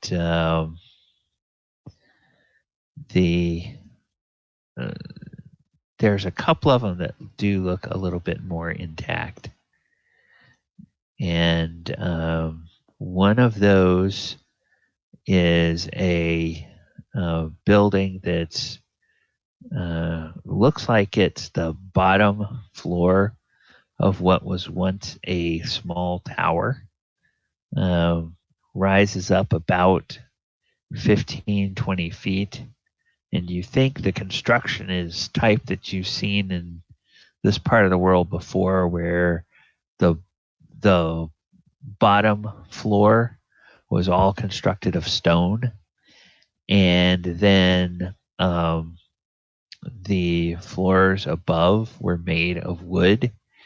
And it looks like there's some charring around the top course of the stone, and some of the stones are a little cracked, but whatever was built up on top of it is now gone. So this is open to the sky. It's maybe 15 feet high and maybe about 30 feet across, to the best that you can tell.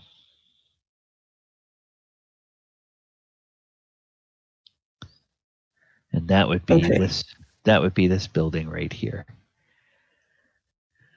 There's no obvious entrance on this side. It does look like at the very top there's like a groove for probably what was the base of an arrow slit. But you know, there's nothing that you can see there now.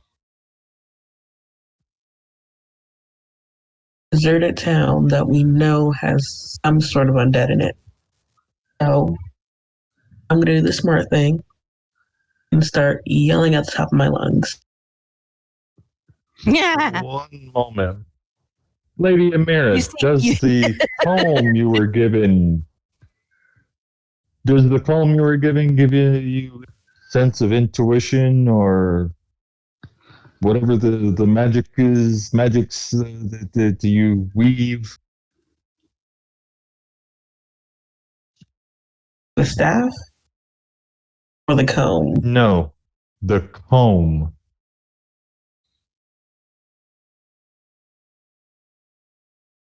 I'm not sure if I can summon her with the comb just by holding it up, but I can try.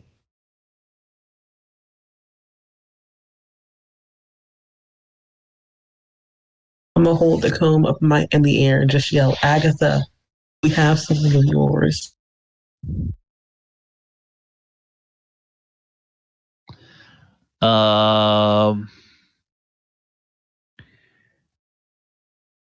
You do not hear a response from an Agatha, but you do hear a response from a voice, and it is a rather deeper voice than you would necessarily have expected to come from a banshee, and it appears to come from this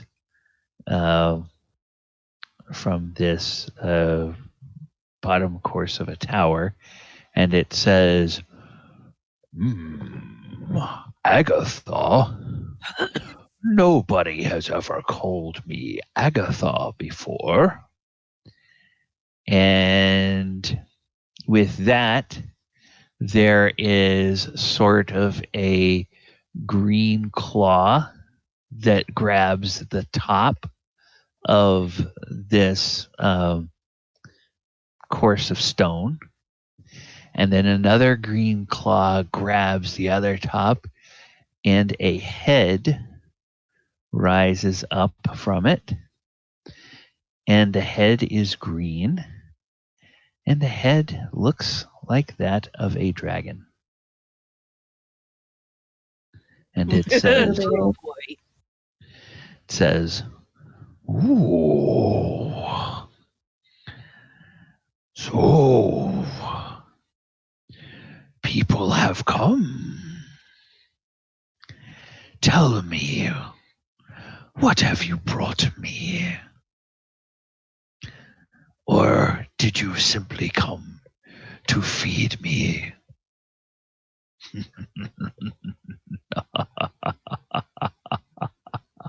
Well, unfortunately, we got rid of that one ass that we had, so that won't work. It wasn't a waste.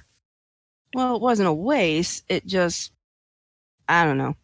Anyway, he kind of looks up, or she kind of looks up at the dragon and goes, well, other than feeding you, what else is there that you want? Doesn't mean we can And provide it, but what else would you like? You cannot have my hat. and there's this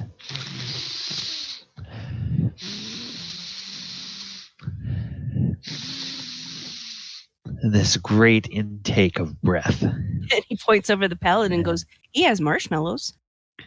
Oh yeah, he And- does. Says, oh, well, marshmallows are fine, but I prefer gold or silver or platinum. And I smell some. Well, now, Why We're gonna don't get you along just start? fine. Why don't you start by giving me some of that? And then I'll decide what else you can give me. well, now there's going to have to be a cutoff at some point in time because, or what we could do too is we could always give you a token of our appreciation for letting us go. And then from now on, if we come across people we don't like, we can always tell them to come here, because we've heard there's great things here that very powerful. And maybe once they're here, you can have dinner and whatever they're carrying. I think it'd be a good way of disposing of certain problem we come across. Without evidence.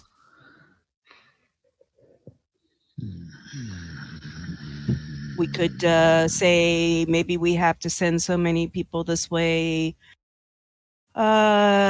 within the next 2 years, a year. It has to be reasonable, because otherwise people will then go, why do we have all these missing people? Well, I think that perhaps you can start by each giving me 100 gold pieces. And then I can decide how many of you I will let leave. See, that doesn't work. It doesn't work that way. You want our agreement on this. You want our assistance. That way we can fill your belly and fill your coffers at the same time and get rid of our headaches. Because, what would you rather have in the long run? A steady supply of food for a certain period of time, as well as gifts for your hoard? But that would take all of us staying alive and working. I grew tired of you talking. Someone else speak. Someone that knows who you are speaking to. I guess I'm out the question. I look over at the paladin. You're up.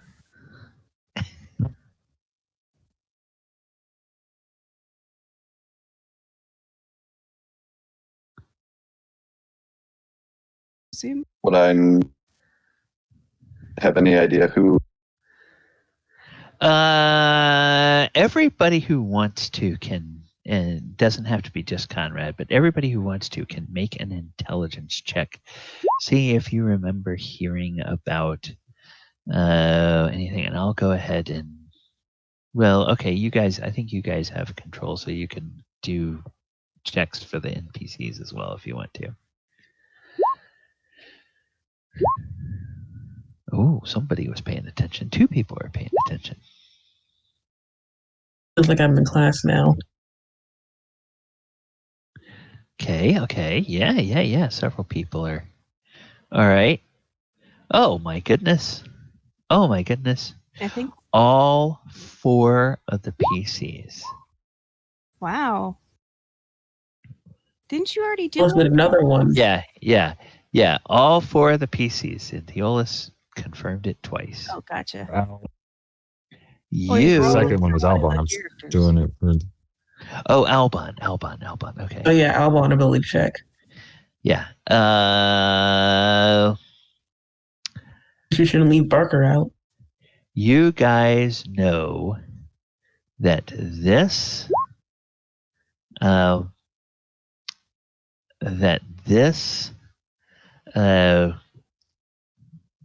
there's a rumor that you've heard that somewhere out in these parts there was a young green dragon that has been named or that is named Venomfang. And The tower is, or this apparently is where he has holed up for the time being. And he, this definitely looks like a green dragon to you guys. And with your intelligence checks, you guys know that a green dragon, let's do this. Let's do monsters. So, okay, dragon, green. Dragon, green. Green dragons use a, they have a weapon, a breath weapon that is chlorine gas. And so it's a poison, and it will kill you quite effectively. Let's see, who is it? Albon that got the one? Yeah, Albon. Apparently, he really is either fascinated by dragons or he knows more than you would expect somebody to know. You know that you don't want to let him get into the air because if he's on the ground, he can only attack you with two of his claws and his bite. If you let him into the air, he can attack you with all four of his claws as well as his tail and his wings. That is in addition to doing his breath weapon. You want to stay plenty away from him because it's a large cloud of his breath weapon. And you know that, or he knows that the stronger the dragon is, the more deadly his breath weapon is. And the weaker the dragon becomes, the weaker his breath weapon becomes. But he also knows that he can only use that breath weapon 3 times a day. Nice. So if you can get him to use that breath weapon and somehow stay out of range of it, then that would be good. But that, because it's a chlorine gas, it's going to stay around for a little while. And it will be an area. And of course, he's immune to his own breath weapon. So he can go in there and be out of the way. And he also noticed that another reason you don't want to let him fly is because he's much faster flying than he is on the ground. Okay, so we've already established Empress Amira is an idiot and also very arrogant. So no one should be surprised when I do this. Literally no one.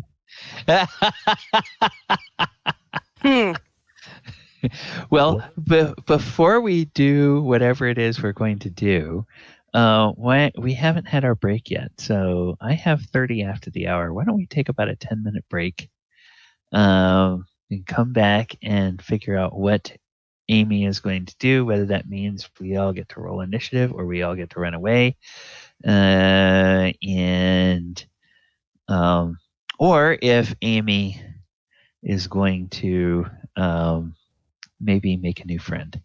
We'll try to figure out what all is going to happen here. I'm going to put the music on. I'm going to grab something to drink. And everybody take a bio break, and we'll be back at about 40 after the hour.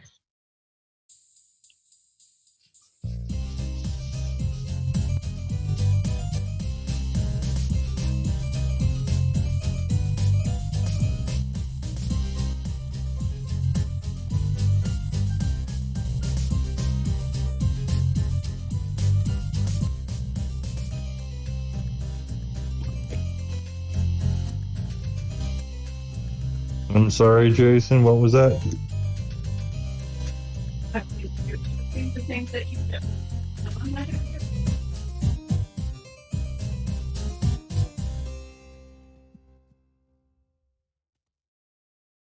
That would be a very fun one.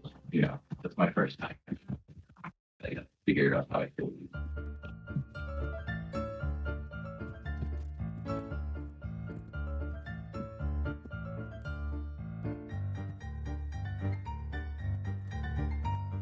Like rules, Lloyd's, or I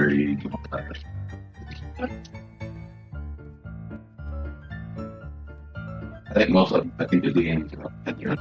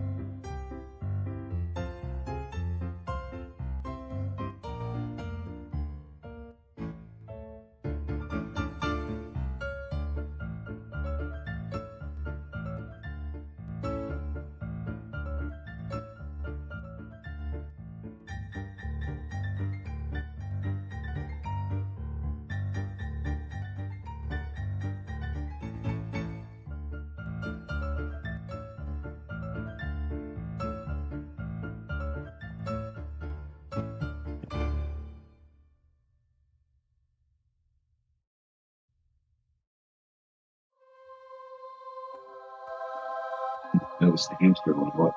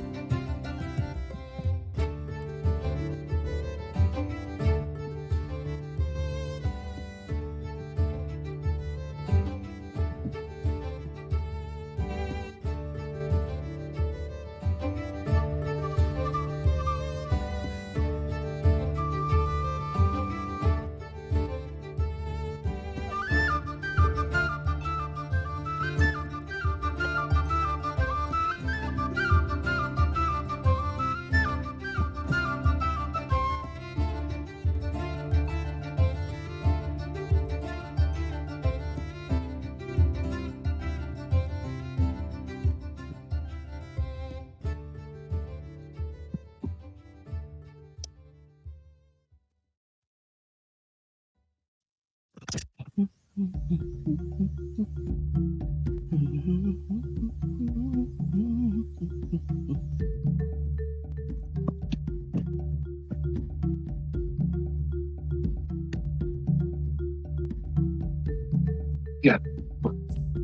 that.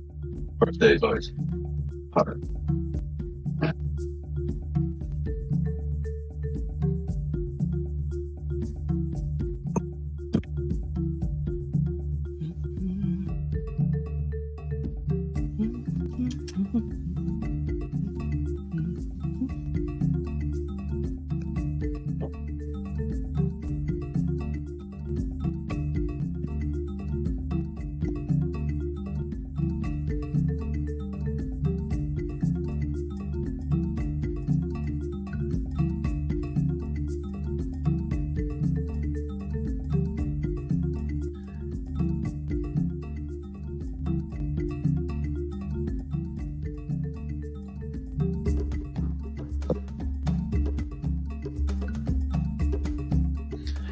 All right, one other thing before we resume that I will give you guys, because all of you succeeded on your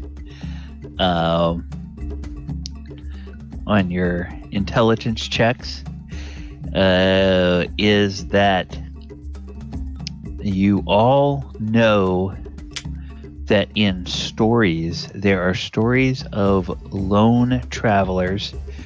Oftentimes it's wizards in these stories, or magic users, or witches, that have survived one-on-one encounters with dragons because they remembered that dragons are extremely vain and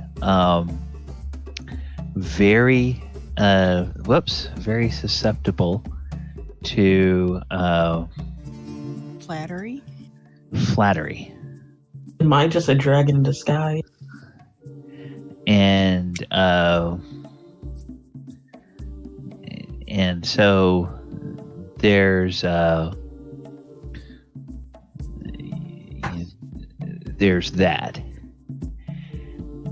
And then one other thing that you guys notice is over here,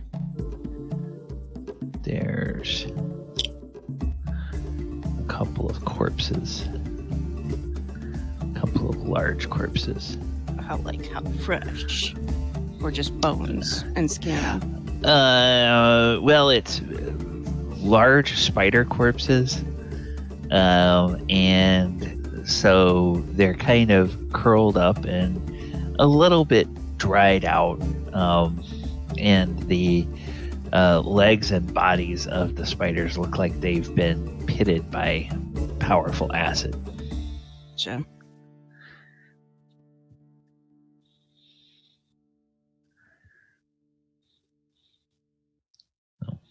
All right, so I'm going to go ahead and stop the music and get us back to the map.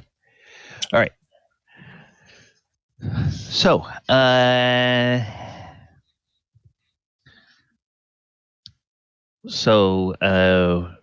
Amy, with remembering what you remember about the fact that dragons are extremely arrogant. They are very vain. They can be flattered, and they can be made to, or they think that dragonkind are superior to all other forms of life, and somebody who's clever can often use that to at least escape with their lives if they don't always manage to escape with all of their material goods. So we know Amy's ultimate goal. But in this particular moment, what would Amy want to do? As I said, we know Amy clever but an idiot. So Okay, all right. Hello, She's clever. magical, wonderful dragon. Oh, wise and powerful dragon, how may we serve thee? And I'm not gonna bow, but I'm doing a curtsy when I walk up to him. Looks down at you. Yes, small one. Could you possibly come down here so we may see you better?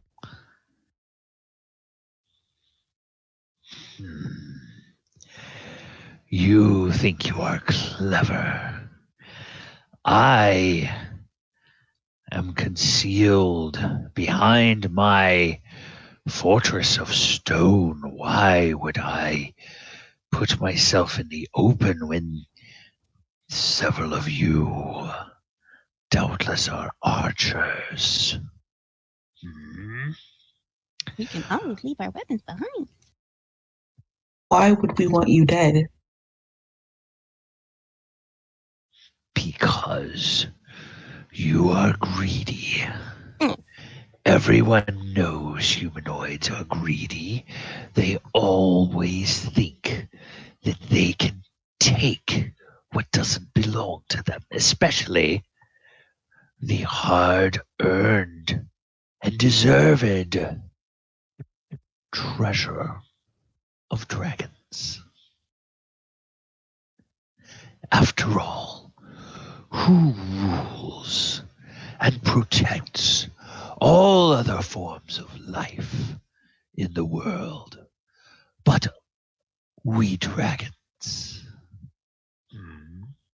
Certainly not you, pathetic humanoids. Not only would I never harm a dragon, I didn't possibly think of it. You're absolutely way more powerful than any of us could be. You know, way more power than 100 of us, I'd reckon. Yes. And since there are not 100 of you, I suggest that you simply start dropping your gold on the ground. Unless you want me to take it off of your corpse. Gives you a draconic smile. And little wisps of kind of a greenish mist come up from his nostrils. But it is so rare to see such a beautiful dragon like yourself. I just wish to see it up close. Make me a one of your skills is what, persuasion, right? Or is I'm like 3rd level. Do I get like another skill? Because like every odd level gets another skill. every odd level does get another skill. So yes, you would get another skill slot. So we will. You have one slot available, and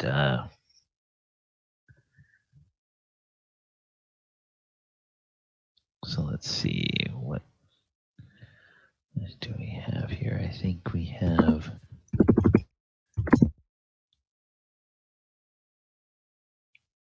I think there is a persuasion skill if you want to take it. And I just added it. Okay. All right. Persuasion. All right. So if you want to, you can make a persuasion check to see if you can get him. I got a 5. 5 out of 14. Oh, 6 out of 14. Okay. That's pretty good. That's pretty good. Yes, I have a short bow, Theolis. He says, very well. And you can see that he sort of climbs up and then he stretches out his wings. And much more dexterously than you might imagine for something his size, he glides down and he lands on the ground, and he does that thing that you see birds do, kind of where they use their wings to sort of help them stop and land. And when it does, it's sort of like the medieval equivalent of being under or near a helicopter when it lands. It's just all this wind just buffets the trees, and all this dust gets kicked up, and everything flies into your faces and whatnot like that. And Conrad, when that happens, you hear something from over in this direction here. And what you hear sounds like a small voice going, "Uh-oh."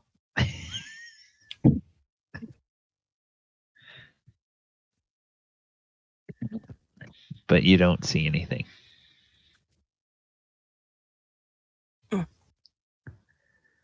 So, Amy, now this dragon is right there in your grill.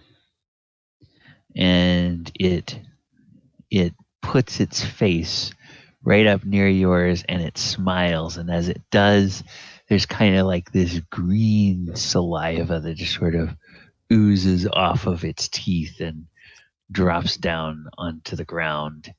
And it's got this forked tongue and these jagged teeth and this rancid breath. I mean, woo, woo. So it smells like a strong swimming pool on a bad day. Yeah.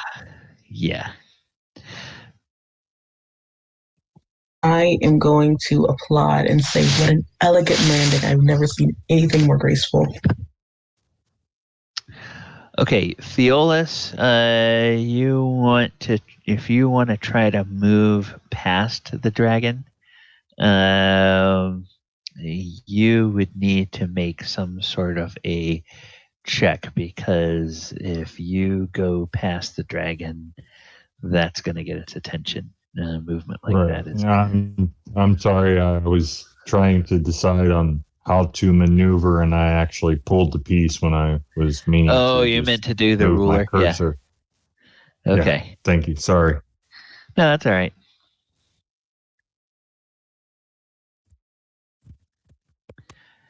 Well, start emptying your pockets of gold, he says to Amy. Sildar.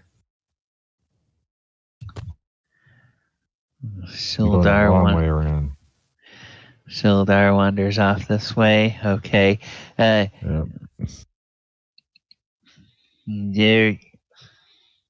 Make a dexterity check for Sildar as he By moves the way, away. I posted something in the chat. It basically if it's possible, when we go into situations, I keep my bow strung, but it's like attached to a hook under my coat. Sure. Okay. And then so are the arrows, but I'll when Theolis whispers that stuff to me, then I'll go ahead and very carefully, as I'm like moving to basically use Theolis's cover to hide what I'm doing. Okay. All right. There's also kind of a tree between you and the dragon, but I still want to kind of do that. Sure. So Sure. Anyway. So I'm doing that. So Travis, go ahead and roll a dex check for Sildar. I cannot have access to all the NPCs except Sildar. Oh, okay. All right. Then Game. Sildar's not on my list. Wait a minute. Oh, he weird. is. Okay. He's on my list. Oh, all players. All right. Well, if you guys don't, maybe you guys don't have. You want me to make the check? Yeah. Yeah. I'm trying to get Sildar around unnoticed. Ooh, okay. Now, as soon as he has nothing, he has 0 in all the areas. Yeah, as soon as Sildar, we're going to say that as soon as Sildar gets about to hear Venomfang, he's got the claws that you saw are kind of at the front center joint of the wing. He sort of has these claws that come off of the front of the wing. And when Sildar moves out, one of those claws just points out with a finger at him and says, "Stop, or she dies." Pointing at Sildar. Well, that freezes him in his tracks. No, Max.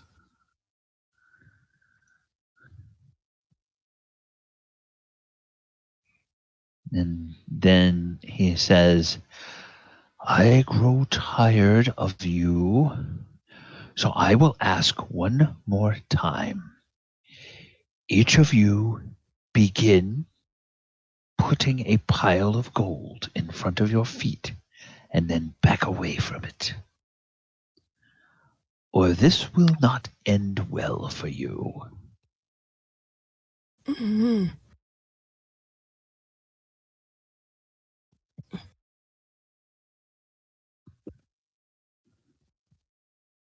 It's like everybody's like, I don't really want to give up my gold. Nope. Okay, I I have move. half a plan, like always. I never have a full Okay, plan. I'm listening. I have a bag of precious stones. Half a plan. Okay, a bag of precious stones. Okay. I am going to take out the bag slowly and 2 platinum. And did I put on there what the value of those stones was?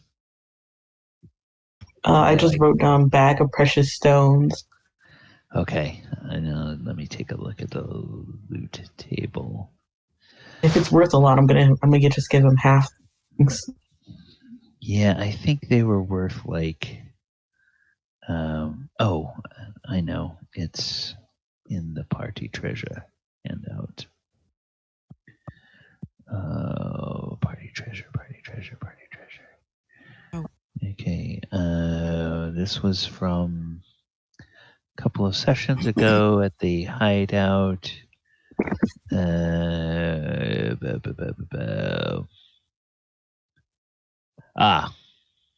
Okay. Yes. This was from the Red Brand hideout. Pouch contains 5 carnelians, 10 GP each, 2 paradots, 15 gold each, and 1 pearl that's worth 100 gold. So you could take the pearl out. I mean, if you want to give him the 100 that he's asking for, you could take the pearl out. And that would be... I'm just going to take the pearl out. Okay. Not the entire bag. Okay.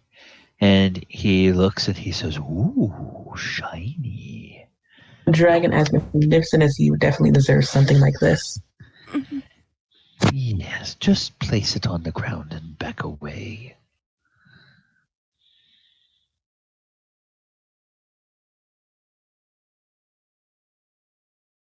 I really don't want to place it on the ground because I really want to pet the dragon. I want to fucking pet the dragon. No.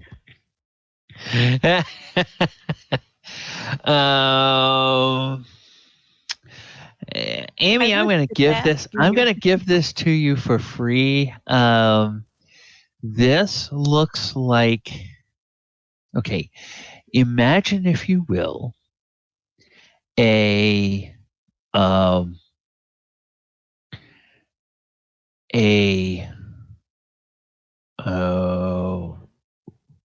whatever big dog breed you want to imagine that has been bred and trained to fight. And this thing is all geared up for a fight, doing the whole "arr, arr," and baring its fangs and being very threatening in its demeanor and whatnot. and doesn't have a leash, and is kind of up in your grill. Are you going to want to try to pet it, or are you going to want to try to get away from it? And then imagine that much larger and able to kill you by breathing on you.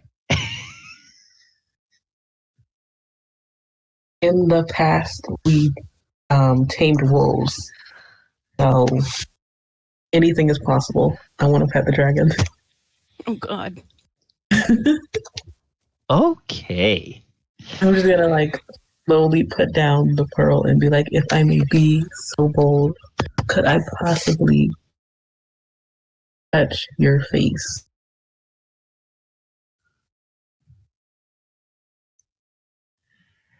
Make another persuasion check. If this fails, I'm gonna die, and you know what? It'll be worth it.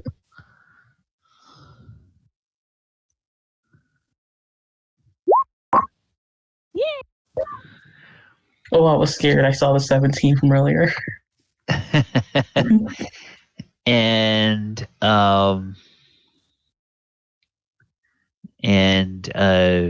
Venomfang looks at you and says, "You may pet my claw." And one of his front paws reaches out and comes to rest over the top of the pearl that you have placed on the ground and curls around it. And it is there near your foot. Well, I'm obviously gonna pet the dragon. I mean, it's so cool. Okay. No, you're just petting the dragon. You're not trying to deliver a spell or anything through your touch. Okay. I want to befriend this dragon. I don't know what everyone's doing in the background trying to kill it and stuff. Trying to kill it. We're saying we're trying to, if all You things go alive. to hell in a handbasket. Oh, so it then snorts a little. Oh, as it after you touch its claw, it pulls back. Then it keeps one vertical pupil eye on you, and kind of like one of those what the hell are they called? Those lizards, the South American lizards that have the crazy eyes. The other eye goes and focuses on Albon and says, "And where's your gold?"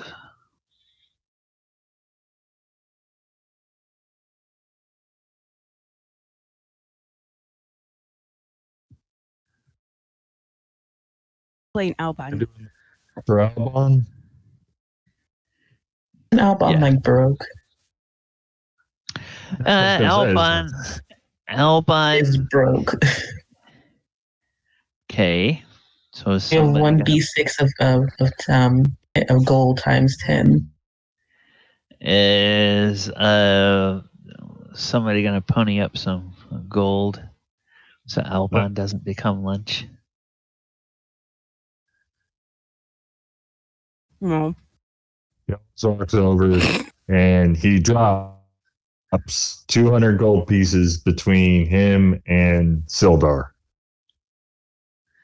And with the sound of those coins, Right there. yeah, with the sound of those coins, the dragon's head looks over and says, "Ooh, okay." How much is a platinum worth? In this edition, it's worth 5 gold. To Okay. platinum. So the dragon says, "Well then, I take it that's for you and for this one." And then Venomfang looks back at Albon and says, "You may step back."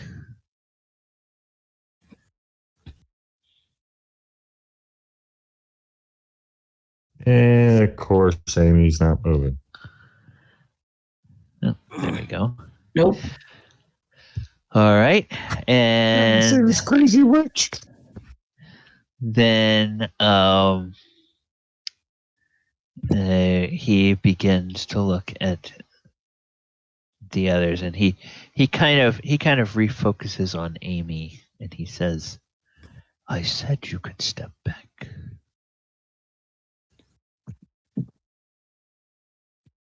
And you notice that, oh,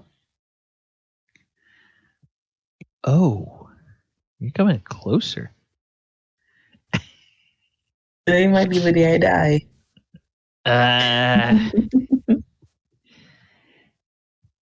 He says, you are either bold or crazy or stupid. I haven't decided which one yet. I like to think of myself as a triple threat. Thank you. Bold, crazy, and stupid.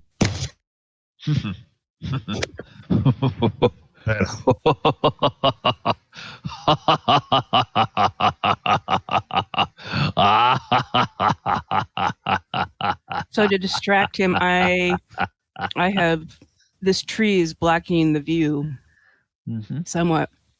So he carefully lays down his bow and arrow, basically just kind of half hidden, but it's there in case needed, and steps out and is rifling through his bag of gold, making as much noise as possible, clinking the coins together.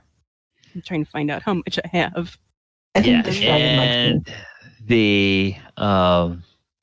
The sound of gold, you can hear now, or you can see now, there's a little curl of a smile on the dragon's lips. Ah, I see. You all may be crazy, but I don't think you are stupid. Tell me, what news is there in the world these days? I have been stuck here for a time. I'm using this as a place of reconnaissance to find a suitable lair. Nothing but death and decay and vermin around. As Mason comes up and drops the gold, he goes, "May I ask, it sounds like when you say you're stuck here, that means you're not willing to go, or is it something keeping you here?" Well, as soon as I find a suitable lair to call my own, perhaps a fortified keep or a castle or something that I could occupy, and with enough minions to keep it in running order, then I would happily move on from here. But until then, I am here and using this burnt out husk of a village as a reconnaissance point, if you will. I make my nightly treks and flights to look for a more suitable place to dwell. As I said, the only thing here is death and vermin, which is effective in keeping most of the local humans away, except for armed groups like yourselves. Tell me, would you all have an interest in earning some of that gold back, and perhaps more? You might be of use to me. Well, please do speak on. I know that we are currently on a bit of a beginning of an adventure. But that does not mean that once our bit of business is over that we couldn't have other obligations that help you in a way. Well, tell me, in your adventures, have you found a suitable fortified castle or keep or anything that is in need of a new master? I kind of like as I put the gold down and leave me with not even 100 left. Kind of like stroke my chin, even though it's behind a scarf, and I'm like, I just joined this group of people, and I was a solitary wanderer for a little while. I tended to avoid civilization, so I've come across a couple of really nice caves, but obviously you need more than that. So, I have to think on that. I don't know what the other people know. And since I guess Alban has put down his gold, or Theolis has put down gold for him, Alban will come over to Theolis and he'll whisper to Theolis. Actually, he'll come over and stand here between Theolis and Sildar, and he'll say to both of them, he'll say, "Hey, Clark keeps talking about this Cragmaw Castle. What do you think? You think maybe we get this guy to go clean out the doors, but then what will we do about Clark? Do you think the Empress could handle both a dragon and a bugbear?"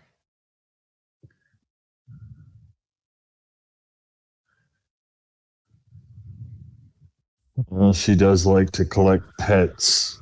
The fiercer, the more she thinks they're cuddly puppies. I don't know what to do with this witch.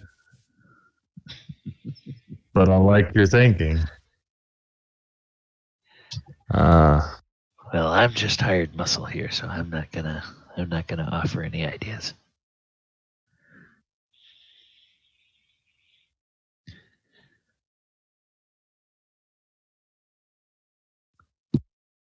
Ow.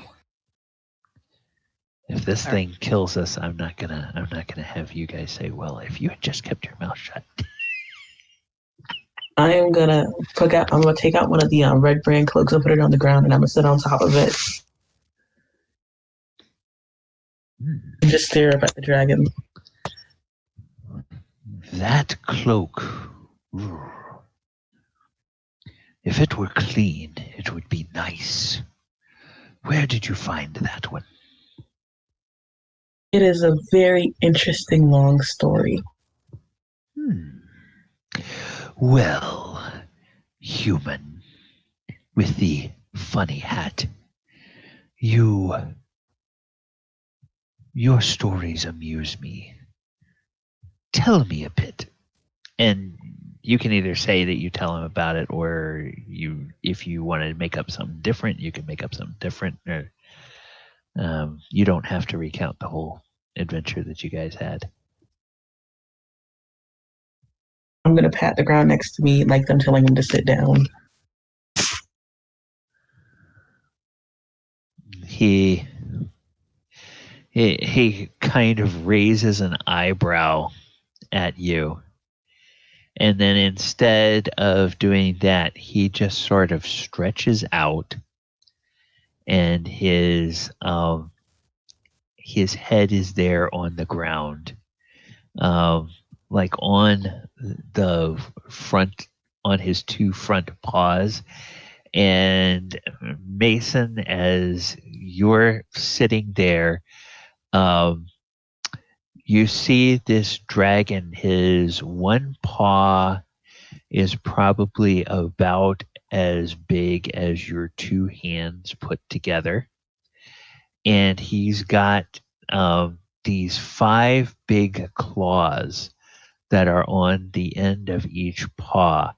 And as you have set your gold down, he reaches out just like with one little claw, and he'll put a claw on a gold piece and he'll slowly draw it back towards him. And then he'll put a claw on another piece and draw it. And all the time that Amy is talking, he's just doing this. And it's like that claw just keeps getting, it just gets close to you every time. And it's like, yeah, that could probably go all the way through your boot and into the ground if he wanted to. As big as that claw is.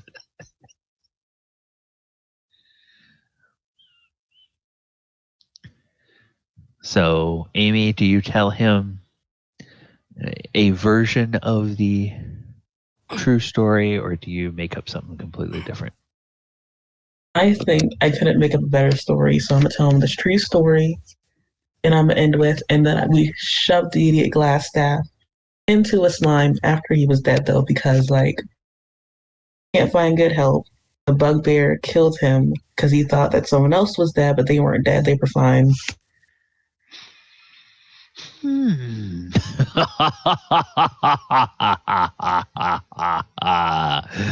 That is a fitting end for a fool.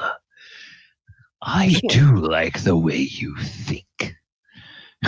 I kind of look at Amy now, kind of playing somewhat of a bodyguard. Like, you should tell him what happened recently, what we did to that witch. Oh, you mean the tavern owner? Mm-hmm. I think you might get a kick out of that. Oh, there's more? Well, this story is quite entertaining. And Mason, you realize now that he has clawed about half of the gold away. And then when he puts his claw back down, he doesn't put his claw on the gold. He puts it in front of the gold, and then he just starts pushing it, the rest of the pile, back towards you. Like, okay, he's being entertained here, so maybe he's going to not take all of this gold. So So Mason kind of ignores it for the moment and goes, does a quick little, so there I was type story. Minding my own business. Next thing I know, I've been arrested by the innkeeper or turned into the police by the innkeeper. And I feel like it was more yada, yada. And tell him about how in the end we put her on backwards of an ancient horse and put a mask on her and tied her all on and basically put a stick on the horse so that it would have a carrot and would lead it along. And there we go, after rubbing horse dung in her hair and da-da-da-da-da. So. Oh, well, if she has horse dung in her hair, she will be easy to smell. Oh, and yeah. Dwarf is particularly tasty. Well, heck, if we'd known you were here before then, I would have set her loose going this way. Well, no bother. Tonight, when I make my hunting flight, I will head in the direction that she went and look for a midnight dwarf snack. I kind of point off in the direction that she was sent. Over in the forest, kind of how many ever X miles that way. Okay. But I don't know if she's even there. That happened how many days ago? Yesterday. That was not. Yesterday.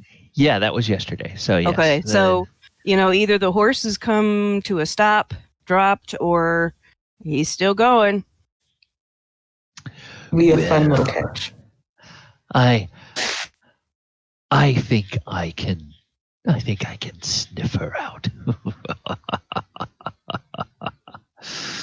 Yes, well, you all are quite entertaining. Well, I will tell you what. I think you all can be of use to me. Let's say that in a month. In a month. If you have not found a castle that you think I could occupy within a month, come back here and each of you bring me another 100 gold. Otherwise, I now know a settlement where there are people that mean something to you. Actually, give directions. And I could just go have a little midnight snack there. If you don't bring me gold or tell me where there's a castle. But I think that we all could be good friends. Don't you? He says to Amy. Well, even if we don't find the castle, the mayor is very pudgy and might be very tasty. And I wouldn't mind if you got rid of him. Oh. Oh. Bold indeed. And ambitious you are. Yeah, she's kind of ruthless that way. All I want is to rule the world. I don't understand what the problem is. Well, if you were to rule, you of course would worship a dragon god, would you not? Was one as magnificent as yourself? Of course I would. I like the way you think. And one of those sort of folded wings reaches forward, not hastily, but just sort of reaches forward, and that articulated set of claws on the front of the wing just stretches out, and it just sort of pats Amy on the head. And Mason is sitting there going, okay, any moment now she's going to faint from sheer excitement. Or swoon, one of the two. it actually manages to do that without crushing the hat. So he doesn't like the hat, but he appreciates it. Yeah. So says, "All right. I think that you all have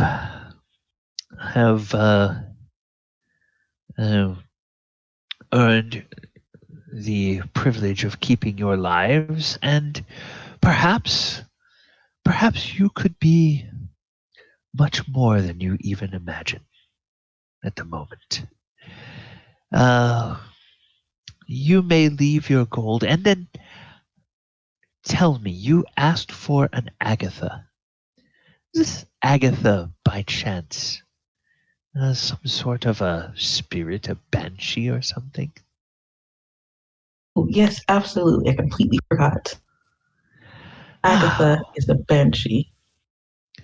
Well, then you're in luck. If you go to the eastern side of town, you will see an old house that now has a tree growing out of the eastern wall. I have noticed a spirit over there that it can't be eaten, and of course it can't do anything to me. So I will let it live. I will warn you, however, that there are some pesky vermin that you will find inside some of the other dwellings, as well as some nasty undead.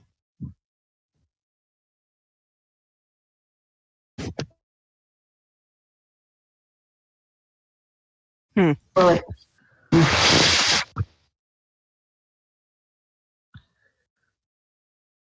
So, if that is all, oh, and each of you can leave only 50 gold. I enjoyed your stories. So, Theolis, you can pick up half the gold if you want to. Sweet. Yeah. Yeah, anger of the because I'm mighty sure dragon. I'll get charged more gold again. What? No, it's giving you back gold. Right, but every time we speak to this dragon, he's going to want some. So at least we got a little refund on this. Oh yeah, yeah. But the good thing is we got valuable information for the money. Mm-hmm. And then the But dragon. somebody spot me. So, Conrad? Yeah, Conrad doesn't have the. Sildar will spot you. He'll put the 50 down for you. Thank you. Sildar has money that you guys don't. You know, he's obviously paid for the men at arms, and so he's got some funds. He appears actually to have more now than he did when you all found him and all of his gear. So he must have some, friends with money or some source of money from within Sealsy,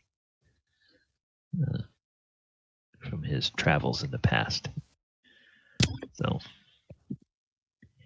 he will leave the 50 gold there. Venomfang will get back up to a standing position, and then Amy and Mason can see he sort of does that thing where he sort of flexes his knees a little bit as he flaps his powerful wings, and again it's kind of like the whole effect of a helicopter taking off, and he flies up and daintily lands on the top of what is apparently some stairway here. And he says, "Remember, the house on the eastern side of town," and he will actually use a wingtip, and he will point this way towards this house over here. "Avoid the others, or else you may have a fight on your hands." I'm going to get up and do a slight curtsy, and I'm saying, I promise to bring back some clean books for you next time we come. Oh, well, I look forward to our next conversation. This has been more fun than I've had in quite a while. Well, make sure you go out for your evening snack too. Hopefully she's still as feisty as she's fun to listen to as she's getting eaten. he laughs as if he is going to enjoy this. Actually, I'm sorry. I made a mistake with my pointer. He points over here to this house that actually has a tree growing out of the middle of it.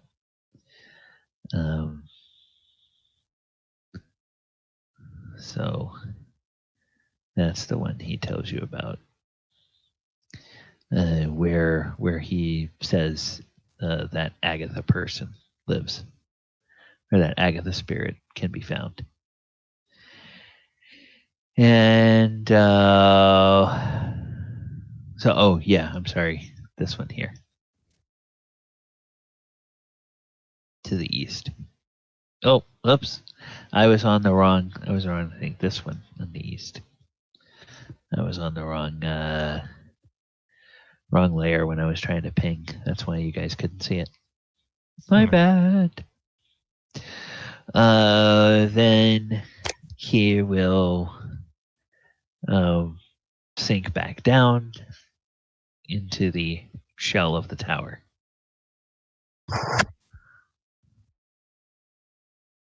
I'm gonna turn back to everyone saying, and this is why we make friends, not enemies.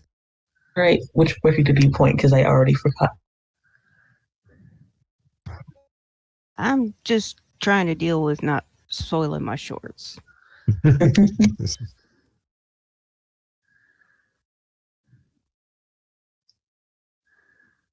Oi.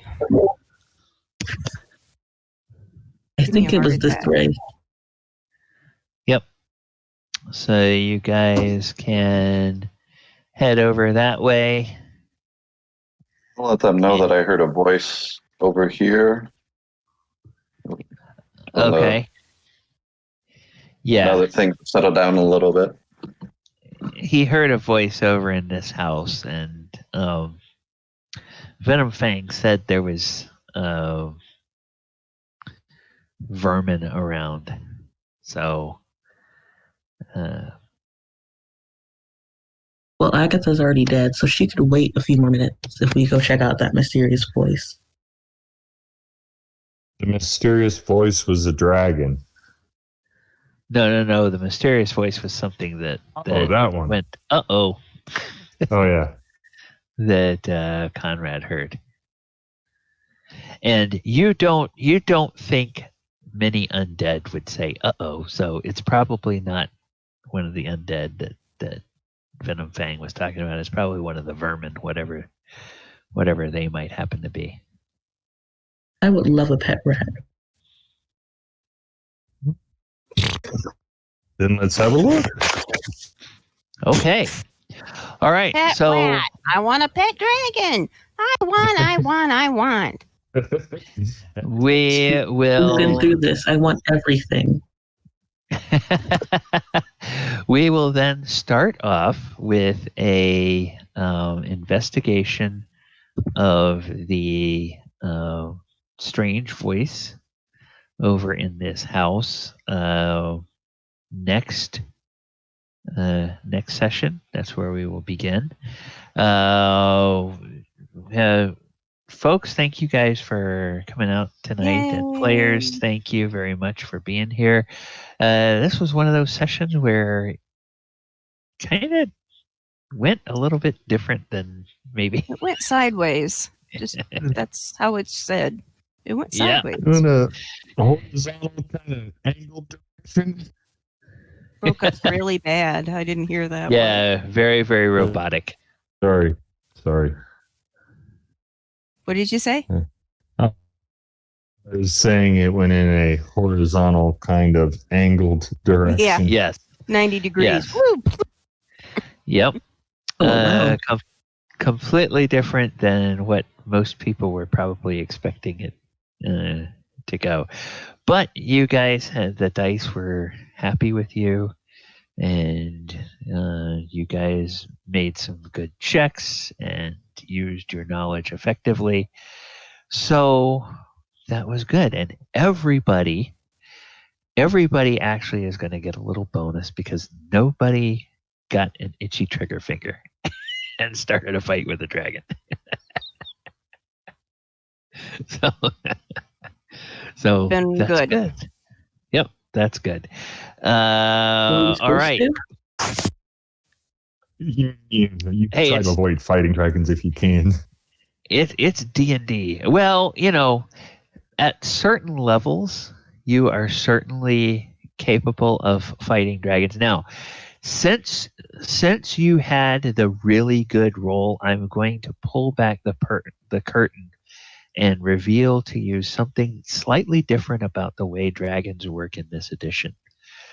When a dragon uses its breath weapon, it does not roll to see how many hit points it does. It deals its own hit points in damage to everything that is in the effect of its breath. So if a dragon has 100 hit points when it breathes, everything in that area gets 100 hit points of whatever kind of damage it is. But the flip side of that is, as the dragon loses hit points, its breath weapon only deals the damage that the number of hit points that the dragon has at the moment. So when dragons fight, pretty much their opening gambit is breath weapon, because that's when it's if you all shot it, I would have been dead. We all would have been dead, honey. Yeah. I would have been like confirmed dead though, because like I was right up by it. Well, that way you went quick. Yeah, and a small dragon, the small green dragon, there's 3 categories of dragons. They're small, large, and huge.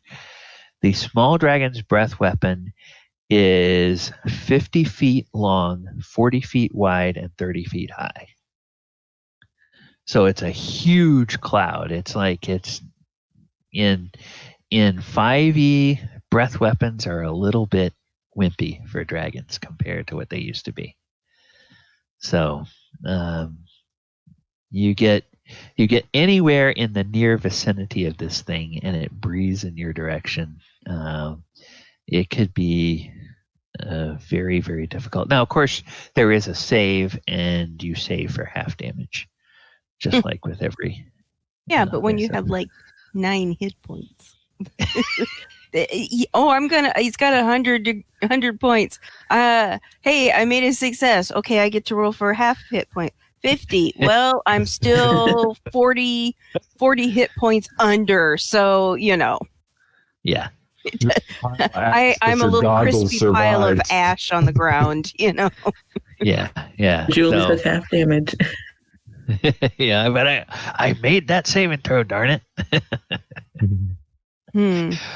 All right. So we'll pick up next time here.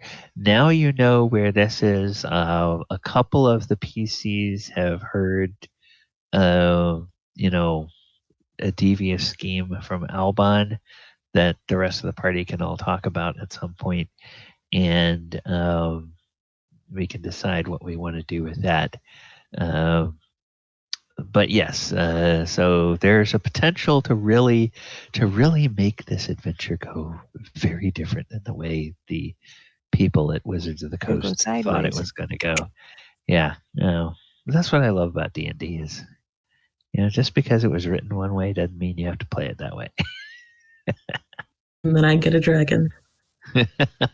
Well, that's gonna entail probably more than dice rolls, but making the dragon think that it really is going to be better off with you than opposing you. So, or either that, making it think that it's calling the shots when you're kind of guiding it. Sparta Town. Yeah. All right. Well, thank you guys again. We will see you next Saturday. Jason, thanks for coming out. Thanks for having me. We didn't get into a Welcome to the combat crazy this train. week. Yeah, we didn't get into a combat, but as you can see, this party tends to do things a little bit different than a lot of D&D parties do. It makes it fun and interesting that way. Yeah. We'll try to get more opportunities for Conrad to get involved with things next week. And we will go ahead and I'm going to stop the stream.